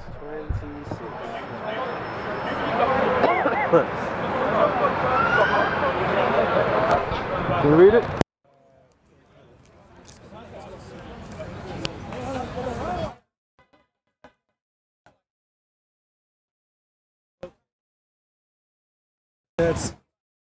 Okay, can I read 5:26. The question is, at what point did the Father give the Son life? You want us to engage, so yeah, go on. no one's controlling the debate. That's the question I'm asking. Okay, so I'm going to read verse 26. As the Father have life, so have He given to the Son. Have when did this happen? No, I don't believe. So you're saying this may have happened. No. Do you believe Jesus always speaks the truth? Jesus is not lying, is it? Okay. Continue what you're saying. Continue. So Jesus is not lying, yeah? Continue what he means what he says what he means. So when he says the Father gave the Son life, what point did the Father? So are you talking finite or eternal context or not? Give somebody something means a moment, period in time. If I gave you this, so if I gave you my phone, that happened in time, right? Okay. That happened in a period, in a time scale. Okay, right? so you don't believe at the fullness I'm asking you this question. Okay, we'll stay in the same chapter. I'm asking you a direct question. No, we'll stay in the same chapter. Okay. I'm asking you I'm asking you a direct question. Jesus explicitly teaches that the Father gave him life. Do you believe this? Do you? I believe that he always. No, that's not what it just says. Will. Yes. No, it doesn't say that, does it? It says as the. You need the context. It says as the Father had life in himself, meaning he always had life. Okay, as he always had life, he granted or he gave the Son to have life. What about this one? No, but I'm asking you, at what point did the Father give the Son life? It doesn't say what point he gave life. Okay, so to give somebody something, what does that mean? Okay, so that means it happens in a you point tell in me time. where the point. I'm saying to give something. There you go. No, you debunked yourself. You let me respond. Can I respond? Yeah. Can I respond? If I gave you something.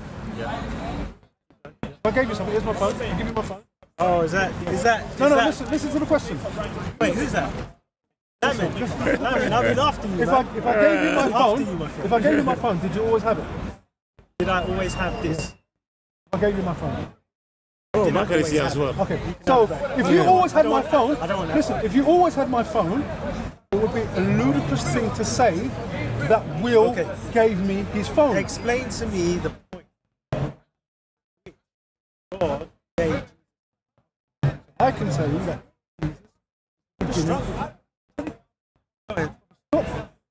Just speak. Why do you have to interrupt? Be patient. Why do you have to interrupt me? You interrupt me.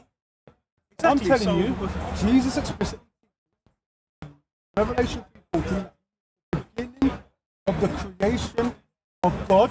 That means he's part of the category of creation. Okay. God created Jesus. Simple. Okay, that's what you believe. If it isn't No, that's what the Bible teaches. Don't run away. Now it's my time. Yeah? My time. Just answer this question. Don't run to another passage. Answer this question. Listen. When did Will, the Father... you don't control no debate. I can't deal with it. No. In fact, I'll stay in the chapter, but I still... You can't answer the question. You can't answer the question. No, I can answer the question. It's easy, no problem. Okay. John 5. For as the Father raised up so the Son will. Yeah, I mean, you're not still answering the question, but go on. I am answering the question. Okay, answer the question. As long as you answer the question, I'll be fine. For the Father judges no man. Now, I just want you to think what kind of individual is this? This is not a mere man. I know you believe that Jesus wasn't divine. this is not a mere man who was given life out of nowhere. Answer your question. And so verse 23, that all men should honour the Son even as they honour the Father. He that honours not the Son. Verse 24 says, Verily, verily, I say unto you, he that heareth my word and believeth on me, shall have everlasting life, and shall not come into condemnation by his past. It goes on to say, reading the passage, it says, Verily, verily, I say unto you, the hour is coming now, when the dead shall hear the voice of the Son of God, they that hear shall live. So, once again, what kind of individual is this? What kind of individual? Anyway, so you're saying in verse 26. I'm not saying Jesus is. Okay. It says, for as Jesus doesn't lie, right? For as the Father have life in him, so has given to the Son who have life. In verse 20. And have given him authority to judgment also, because he is the Son of Man. Given him, yes. Okay, so he makes it, the point he's making is obviously reference. Anyway, look. I'm helping you. Virgin birth doesn't talk about Son of Man. What's wrong with it? No, the Son of Man is. Answer my Okay, question, so please. Just I'm answer answering my your question. question. Go on, So, answer. the virgin birth. I'm asking you a specific question. The virgin birth. Just so everybody hears, who's listening, at what point did God give the Son life? That's it. Simple question. Anyway, please answer that. Yeah, so I've given context. I've given context that the person, the context of Jesus,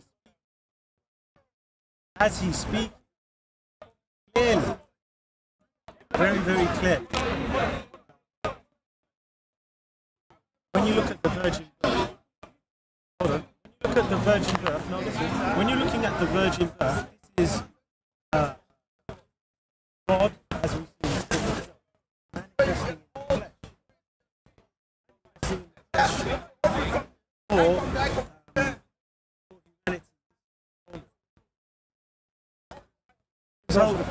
So I am answering.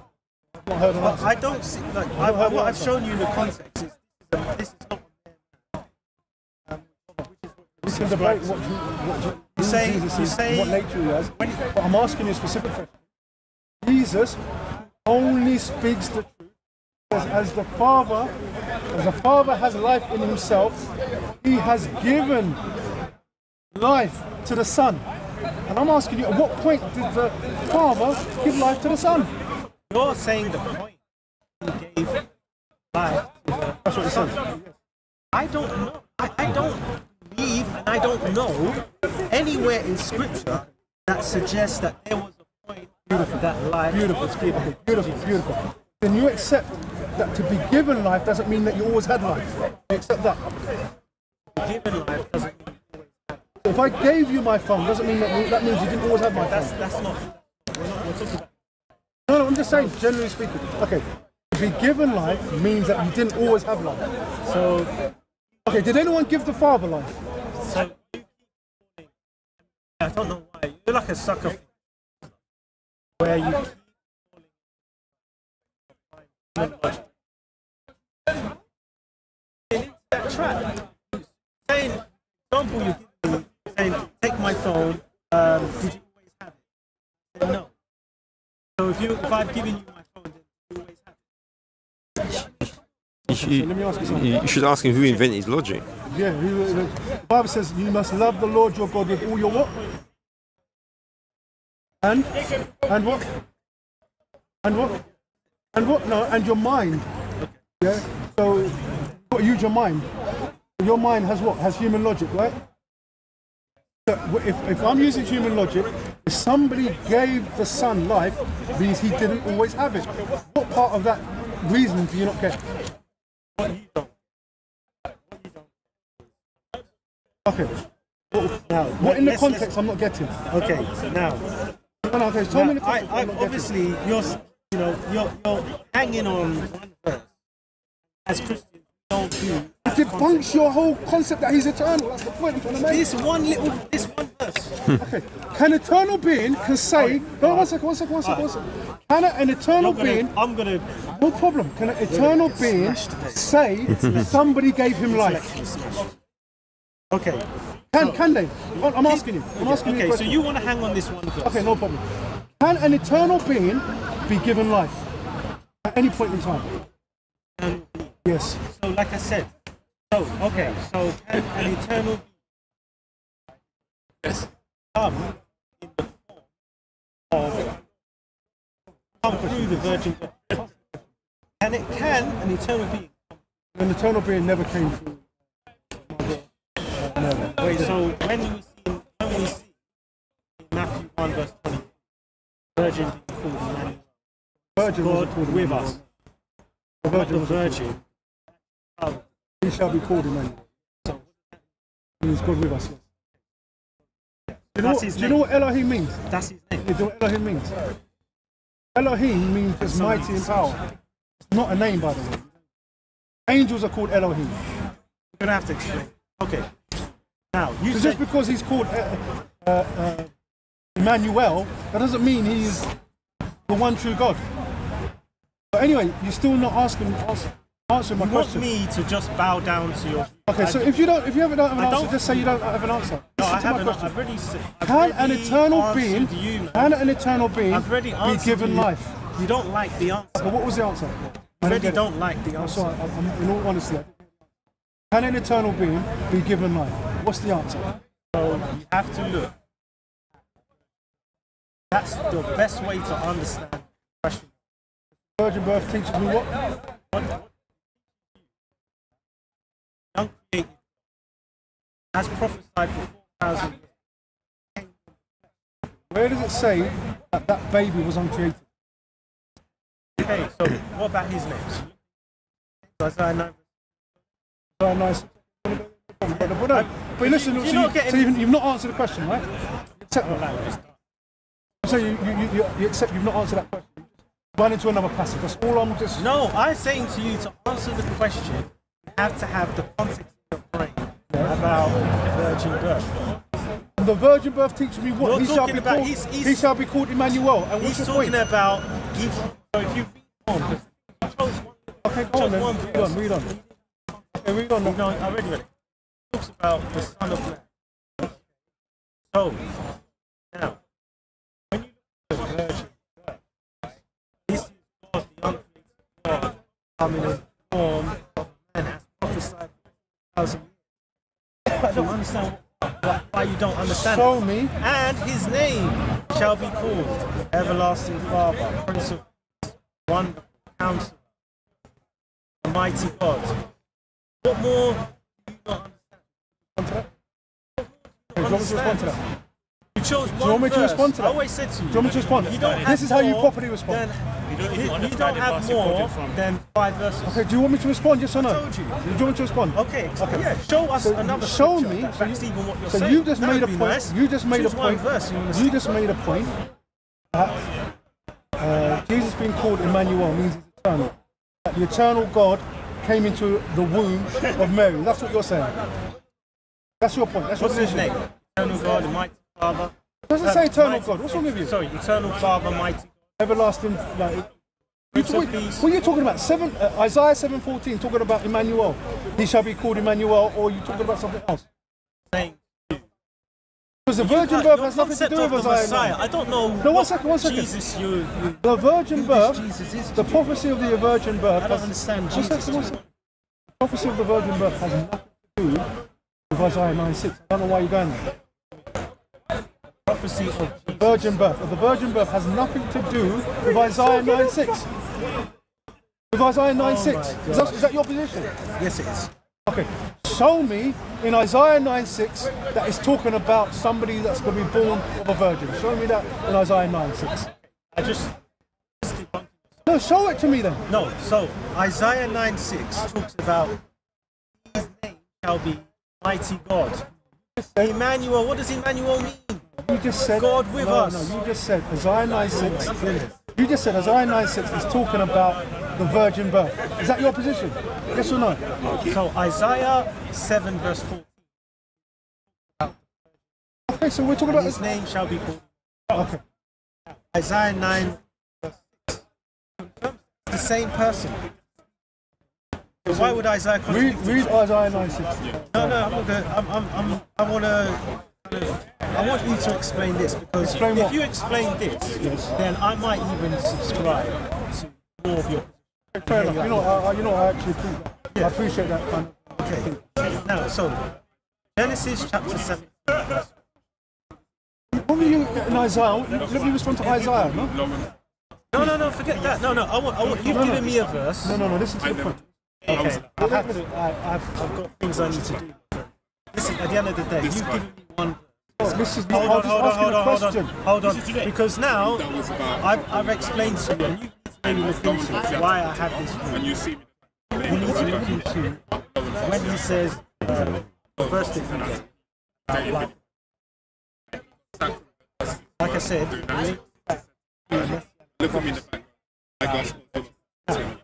okay, so that's my answer to your question. Now, I want to ask you a question. Can I ask you a question? Let's pause whatever response you want out of me. Let's pause it and let me ask you a question. Like you said, let's engage. So if you want to engage, let's be fair. Let's be fair. All right. So let me just get this.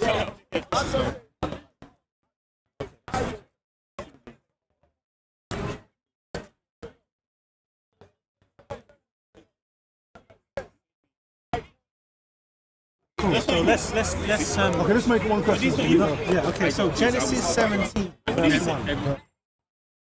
It says, and when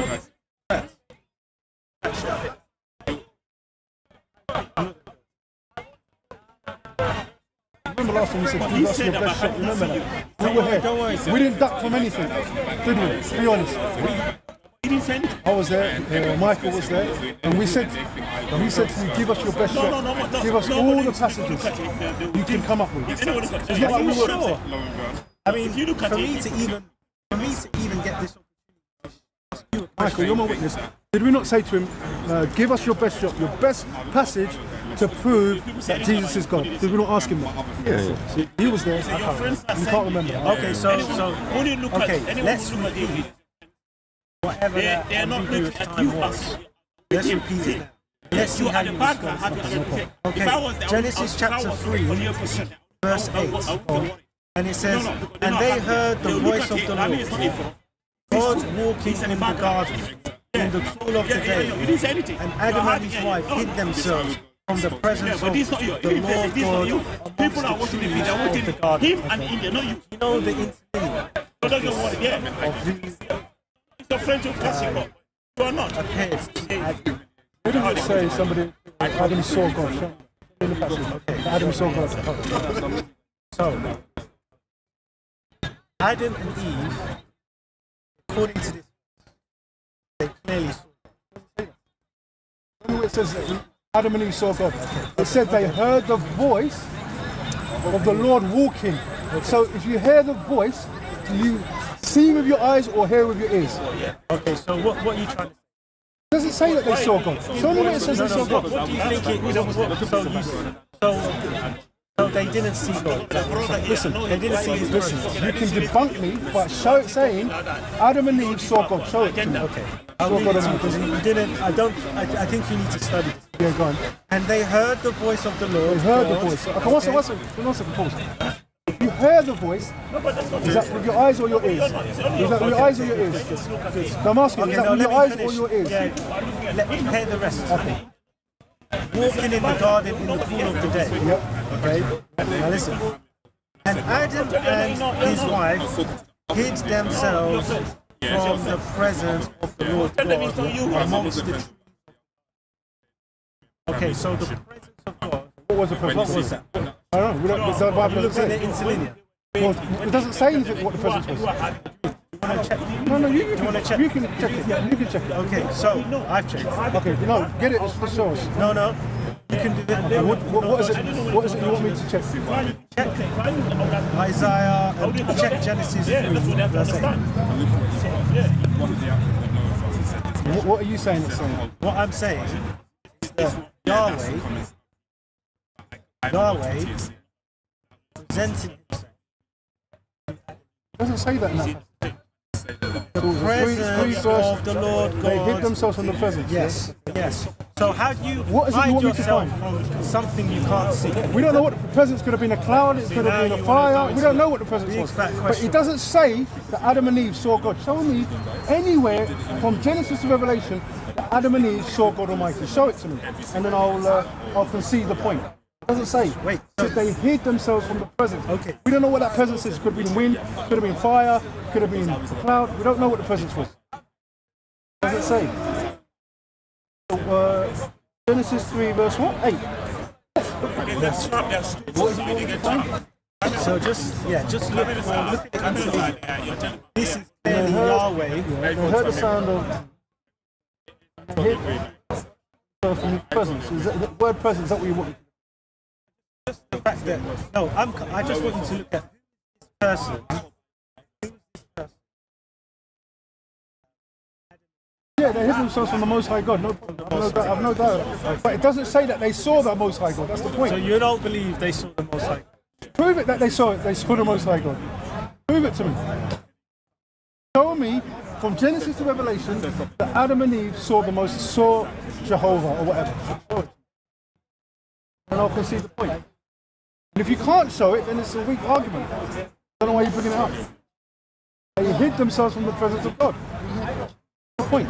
So they heard a voice and they hid. I disagree. I believe that they did. I don't care what you believe. Show me where the scripture teaches. No, that's No. Show me where the scripture teaches. So the bit I'm still trying to work out why you disagree. The Bible doesn't say. How do you hide your... The point I'm trying to make, you don't know what that presence is. It could have been an angel, it could have been a cloud. They hid themselves from the presence of him. So we don't know what that presence is. The Bible doesn't say. But nowhere from Genesis to Revelation, even if you want to use the Apocrypha, does it teach that Adam and Eve saw Jehovah. And if you can show me that they did, then I'll concede. I don't really need to. I think that's clear. What's clear? If you're hiding yourself from the presence of the Lord, what was that presence? The same presence. What was that presence? The presence of the Lord, the presence of Yahweh. If you're hiding yourself from the presence of the Lord, it's obviously a manifestation of God. And now you're hiding behind. So let's say, for example, let's just say. Bright light. This bright light. Let me teach some Bible. Wait, hold on. This is a bright light, and it manifests itself in front of me. And I know it's holy. And maybe the person that the light is facing isn't holy. The person behind the tree. Let me make my point. Let me respond. Now, the term presence is used in Exodus. It says that the presence of the Lord went before the people of Israel. A pillar of fire by night and a cloud by day. And there came a point where God said, "I'm not going to go with you." And Moses said, "Unless your presence go with us, we're not going." So the point I'm trying to make is the presence of God was manifested in a cloud and a fire. But we don't say that was Jehovah, do we? We say that was the presence of God. You get my point? That presence. The cloud was Jesus. So that the cloud was Jesus. That presence. The cloud was Jesus. Okay, so hold on. And the fire was Jesus. Is that what you're trying to say? Come on. You don't believe? Well, you don't believe. Show me from Genesis to Revelation where it says that cloud was Jesus. Or that pillar of fire was Jesus. That's the angel of the Lord. All over the place. That's what you keep doing. I'm not going over. Listen to my point. Do you accept the presence of Jehovah was a cloud and a pillar of fire? Do you accept that? Say that again. The presence of Jehovah in the book of Exodus was a cloud and a pillar of fire. Show me the scripture. Show me the scripture. You're not aware of that? No, I'm aware of it. Okay, just. And even Moses said, if your presence does not go with us, I'm not going to go. You know, you must have heard this preached 1,000 times. Exactly,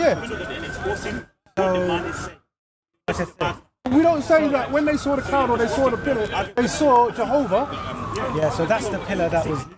Exactly, and that was the presence of Jehovah. We don't know what the presence was manifested in the garden. That's the thing. Like I said to you, I believe that was the angel. The same presence in the Holy of Holies. This goes on. It's God manifesting himself. So, you're saying the Most High God is a cloud and a pillar. Is that what you're saying? You're saying Jesus is the Most High God? If you read the scripture, no, 1 second. You're saying the Most High God was Jesus. The Most High God, Jesus, a pillar of cloud and a pillar of fire. That's what you're saying. Is that your position? God is a cloud and he's a fire. Is that your position? I'm not saying God is a literal cloud and fire. But that's what literally was what guided them. Yeah, that's what I'm saying. I'm saying what guided them. His presence. I believe it's a Moses said it. Moses said it. So we have to go to the actual verse.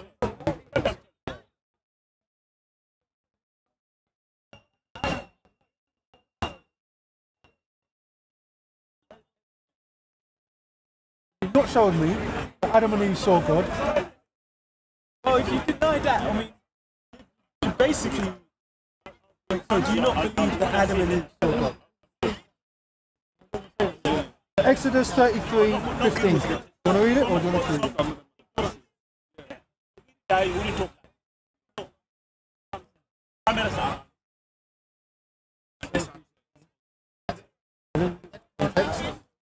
Exodus 33.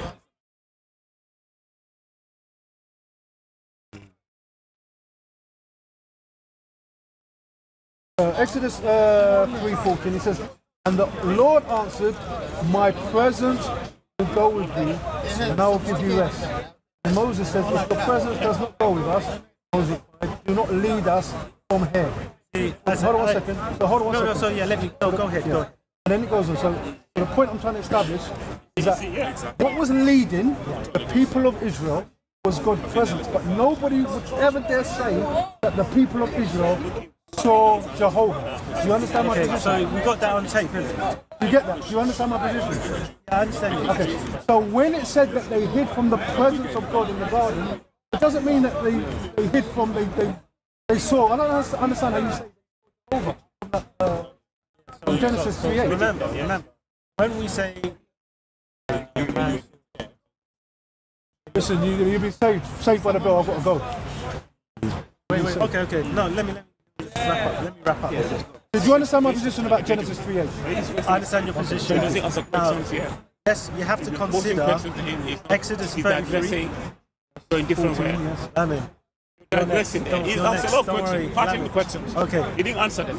Lamin, do you know this scripture? You don't know this scripture. Okay, thank you. You're talking to the guy But that you knows. see, I've actually answered your question. I've not deviated. I've dealt with your question. Exactly. Yeah. Do you say that's fair? Yeah. Listen. Exodus 33. You said that. You said basically. His presence. It's his presence. A manifestation of his presence. Okay, so Exodus 33 verse 9. It says this. And it came to pass as Moses entered into the tabernacle, that a cloudy pillar descended, stood at the door of the tabernacle, and the Lord, Yahweh, talked with Moses. How does the Lord stand in front of Moses? It doesn't stand. Okay. So now you're adding to No, I'm not adding. This is what you guys. didn't say the Lord stood there and talked to Moses. As Moses entered into the tabernacle, the cloudy pillar descended and stood. What does that mean? The cloud oh my stood, gosh. The cloud stood, yeah? The cloudy pillar. Listen. Hey, look. I'm not hiding anything. I'm not making any lies. So hold on, 1 second. Hold on. The cloudy pillar descended and stood at the door of the tabernacle. No problem. And the Lord talked with Moses. Anyway, let me say more. And all the people, verse 10. Exodus 33, verse 10. Go to 20 after that. After 20, go to Exodus 33:20. I know the. Okay, read that. And all the people saw the cloudy pillar stand. Yeah. You're saying, oh, stand. Okay, go to Exodus 33:20. It just says it in verse 10. Go to 20 then. Go to 20. And all the people. What does a cloud standing look like? No. And all the people. To 20. Anyway. You're going. And all the people saw the cloudy pillar stand at the tabernacle door. Yeah. And what happened? Yeah. And all the people rose up and worshipped. Yeah.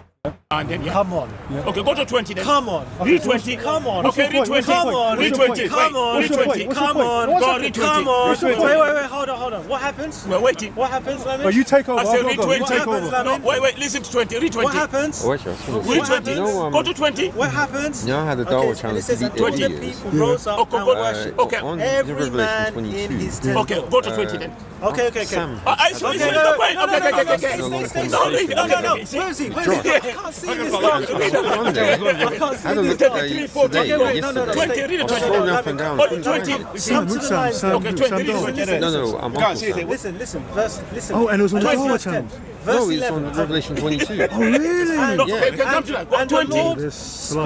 you've got to always Moses be there. face to face. You've always got to be there. As a man speaketh unto his friend. Yeah, go to 20 then. And he turned again into the camp. But So his do you understand servant my Joshua, position? the son of Nun, a young man departed not out of the tabernacle. Take him up. All right. So the Lord spoke to Moses face to face. Go to 20 then. I can't see Will, he's right. But go to He's 20 right. and see. He said that God doesn't. But go to 20. Why are you scared? This is Yahweh. Let's go to 20. You got it in front of you. Tap in 20, it'll Tap show to you 20 the and proof. read. What did he say? But I always get evidence when I look at this stuff. Yeah, only 20 said. What did he say? So, I know.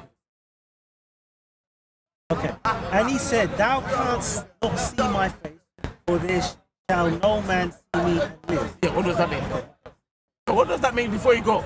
No, it means that no man can see God in his divinity. Yeah, in his essence. You cannot see the essence. Educate. What does that mean?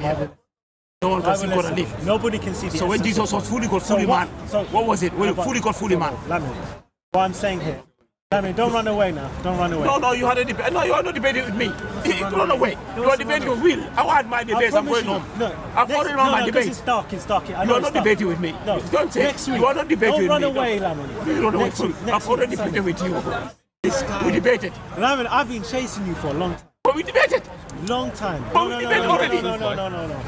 Did That's you not debate? a debate. What kind of debate is that? That's a debate. Well, 2 minutes. Okay. You want to debate now? Do you want to debate now? Debate who is the creator. Are you ready? Why not? Why not? Okay, let's I'm debate. a bit thingy. My nose. Wait. Let me do one more. Yeah, you sure? Yeah, it's important topic. Let me get my copy. Yeah. Let's debate who is the creator now. Hold on. I'll be okay. Yeah. I don't want to, I don't want to digress on there. We have a proper debate. Very important. Who is the creator? Yeah. No, because according to you, Jesus, believe that Jesus is God, and it's a very important topic. Let's debate. They all run away from me from this debate today. Okay. Very cold right now. But no, let's say half an hour debate. This is it. The topic is this is a topic that today they all run away from. Maybe today you may. I'm running away from you. So. No, remember, I don't run away, so don't say everyone runs away. Sorry? Don't say everyone runs away. No, say he said he. Oh. I'm talking about him. I want to Not everybody. People debate with me. Yeah. It's just about questions. Like you like debating with me for me to expose you. And don't change the topic and put some videos that you always do. Yeah, that's what he does. I've seen his videos. Oh, we know. You're not honest.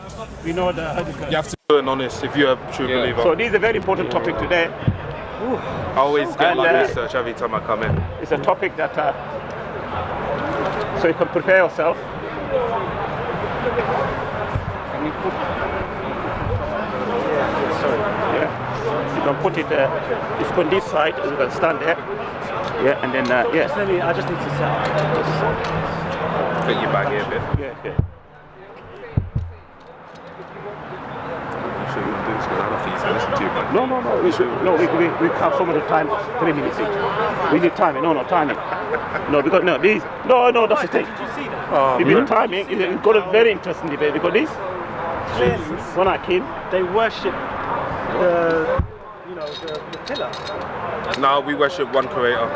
Oh yeah. If you do your research properly, you should understand in our books. Let's start this You debate. worship a man. You got to start here. Don't start coming timers in line. Topic: who is the creator? Oh yeah, very important topic. So I've got a man here who is brave enough to. We have a very important topic today. The others ran away from me, so alhamdulillah. Yes. I wish this was during the daylight. Yeah. This would be You much haven't got light, yeah? so dark. So it's dark. What do you know? Well, by the way, whatever happens, we have light. Yeah, I mean, I'm happy to do this debate, yeah, but definitely... Don't run away. No, I'm not running. Okay, you have it. Let me get my next thing as well. You need to turn your lights on. I've got my how do you put it? Oh, you did we did. No, we did. It's okay.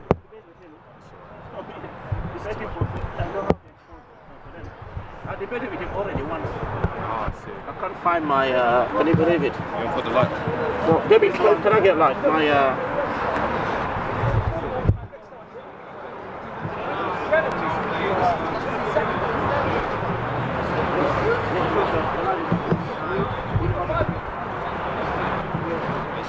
Oh, I see him.